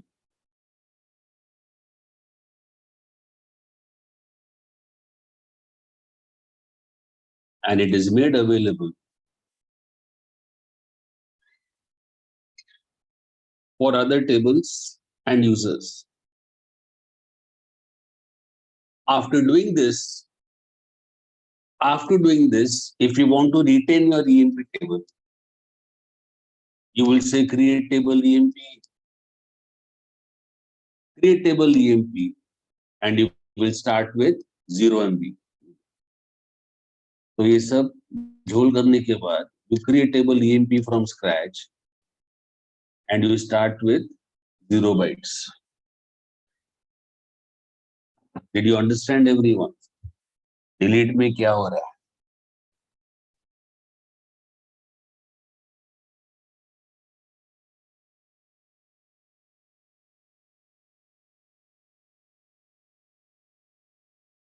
Now,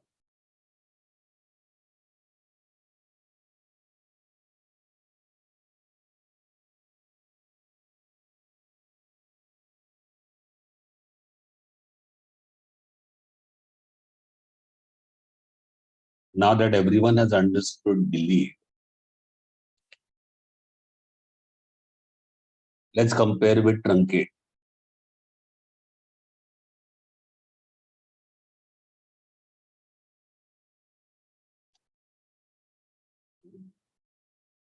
Let us compare with truncate.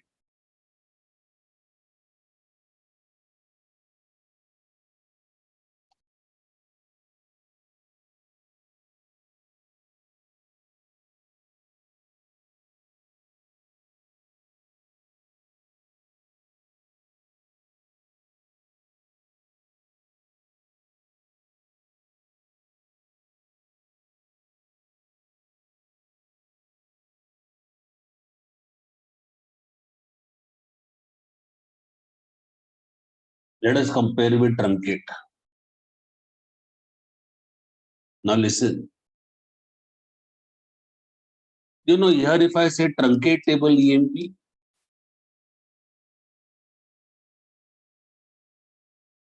what will truncate table do?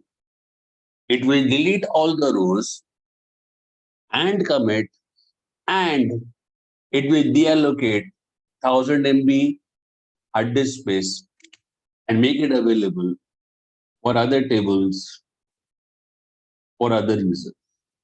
Understood, Vaishnavi? Yes, sir. Otherwise, there was no need for truncate. No? Otherwise, there was no need for truncate. So this will delete all the rows and commit, and the free hard disk space, the free 1000 MB hard disk space is deallocated. It is made available to other users and tables.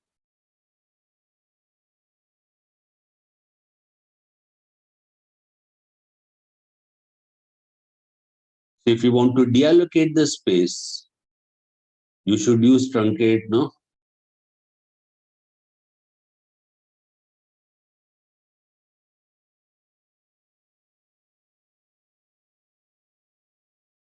If you want to deallocate, you should use truncate.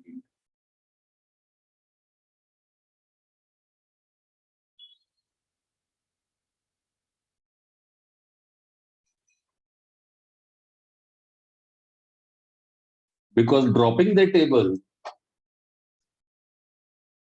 when you drop the table, other things are also dropped.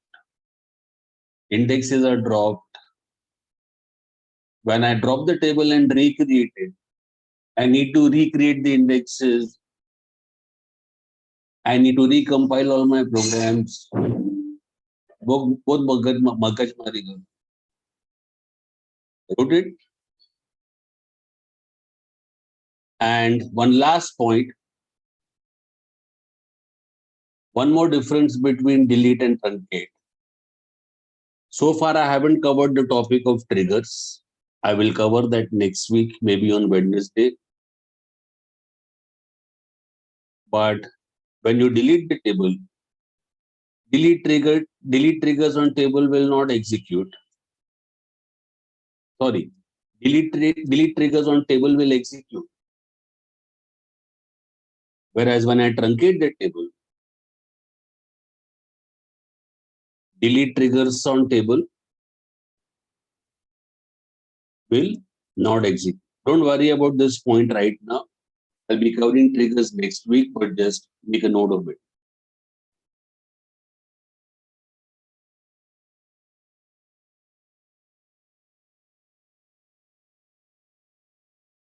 Finish writing, students.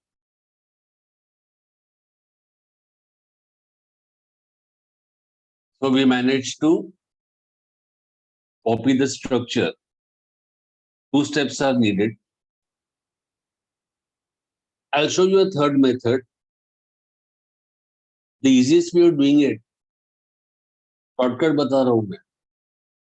What you do is when you create this EMP struct, you give an impossible where clause. Create table EMP struct as select star from EMP where 1 is equal to 2. Give an impossible where condition. You know how it works internally. Step number 1, it will create a table. Step number 2, the select statement is executed. Output of select statement is nothing, no rows selected. So we managed to copy the structure of table.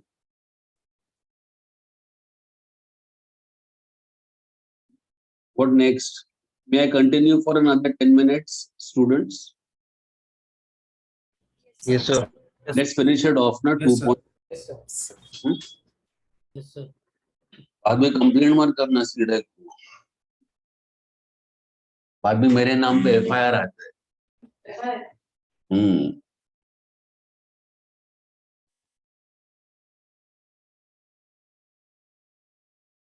अरे ये बच्चे लोग बहुत dangerous है मेरा सीडेक में आना जाना बंद हो जाएगा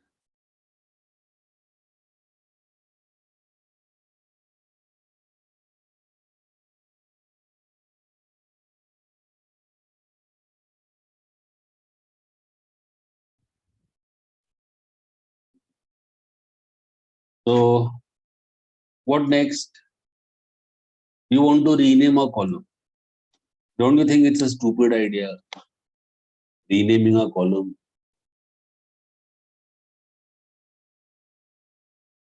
All your programs for EMP will have to be modified. All select statements, insert statements, everything will have to be modified. But at home, you can try it. You have a sal column. You want to rename it. You want to call it salary. I'll show you how to do it.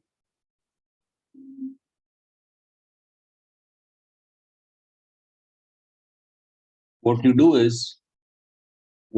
is, you create table EMP underscore copy as select employee number, rename sal from EMP.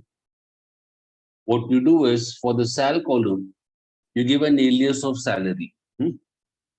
For sal column, give it an alias of salary.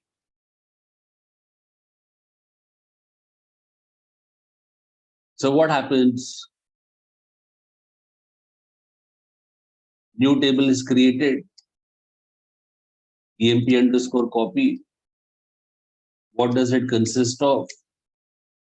employee number, rename, salary. Even the rows are copied, no?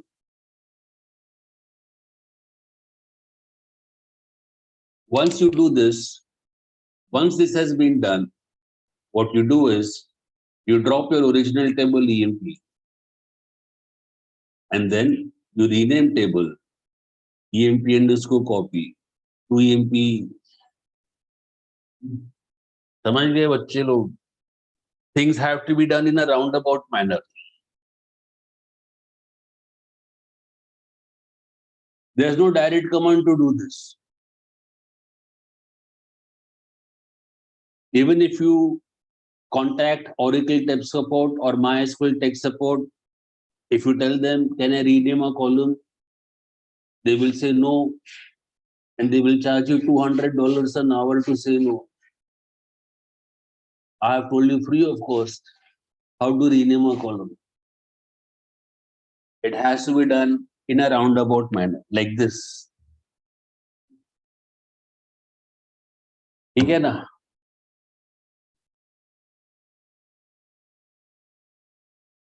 And let us see the last point.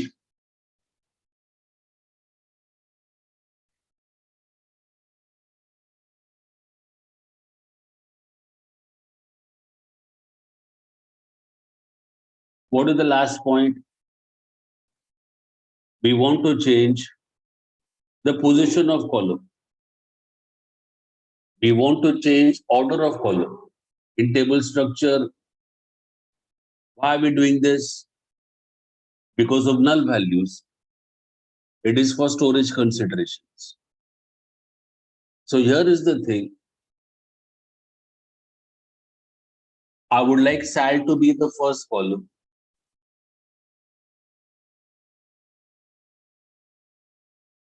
Employee number to be second column. E-name to be third column.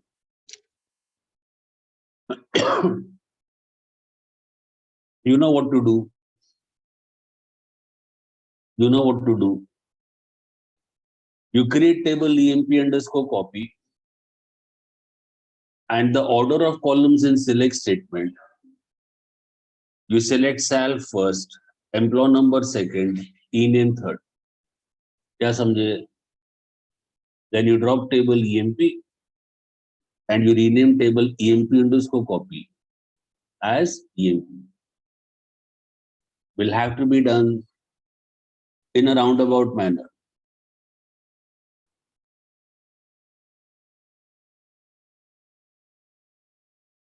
Do this regularly, yeah? Once you start working on a monthly basis, take count of star, take count of column name, see how many nulls are there in every column, and then keep shifting the columns. आगे पीछे करते रहो.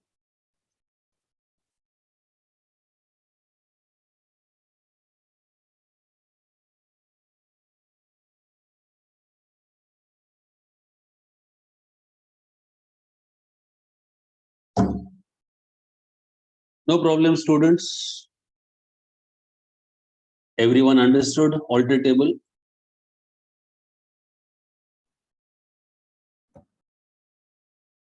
Yes, you can use this also. That's right, Rahul.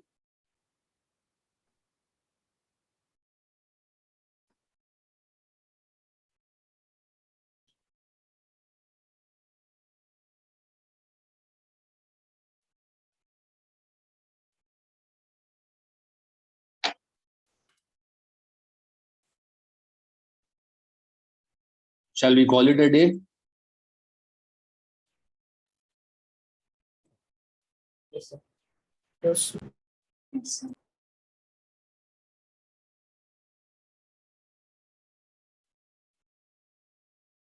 So,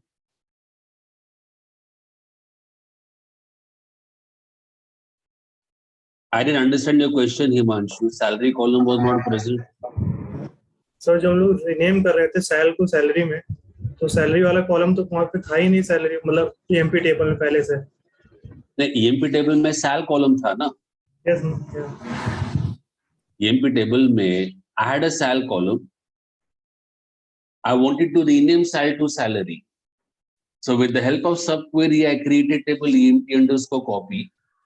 And for sal column, I gave an alias of salary. So new table which got created had employee number, rename, and salary, along with the data, along with the rows. And then I dropped the original EMP table and I renamed the new table EMP underscore copy to EMP.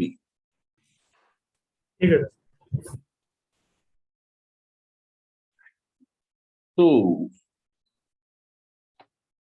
I believe now all of you should be in a position to do assignments 1 to 15.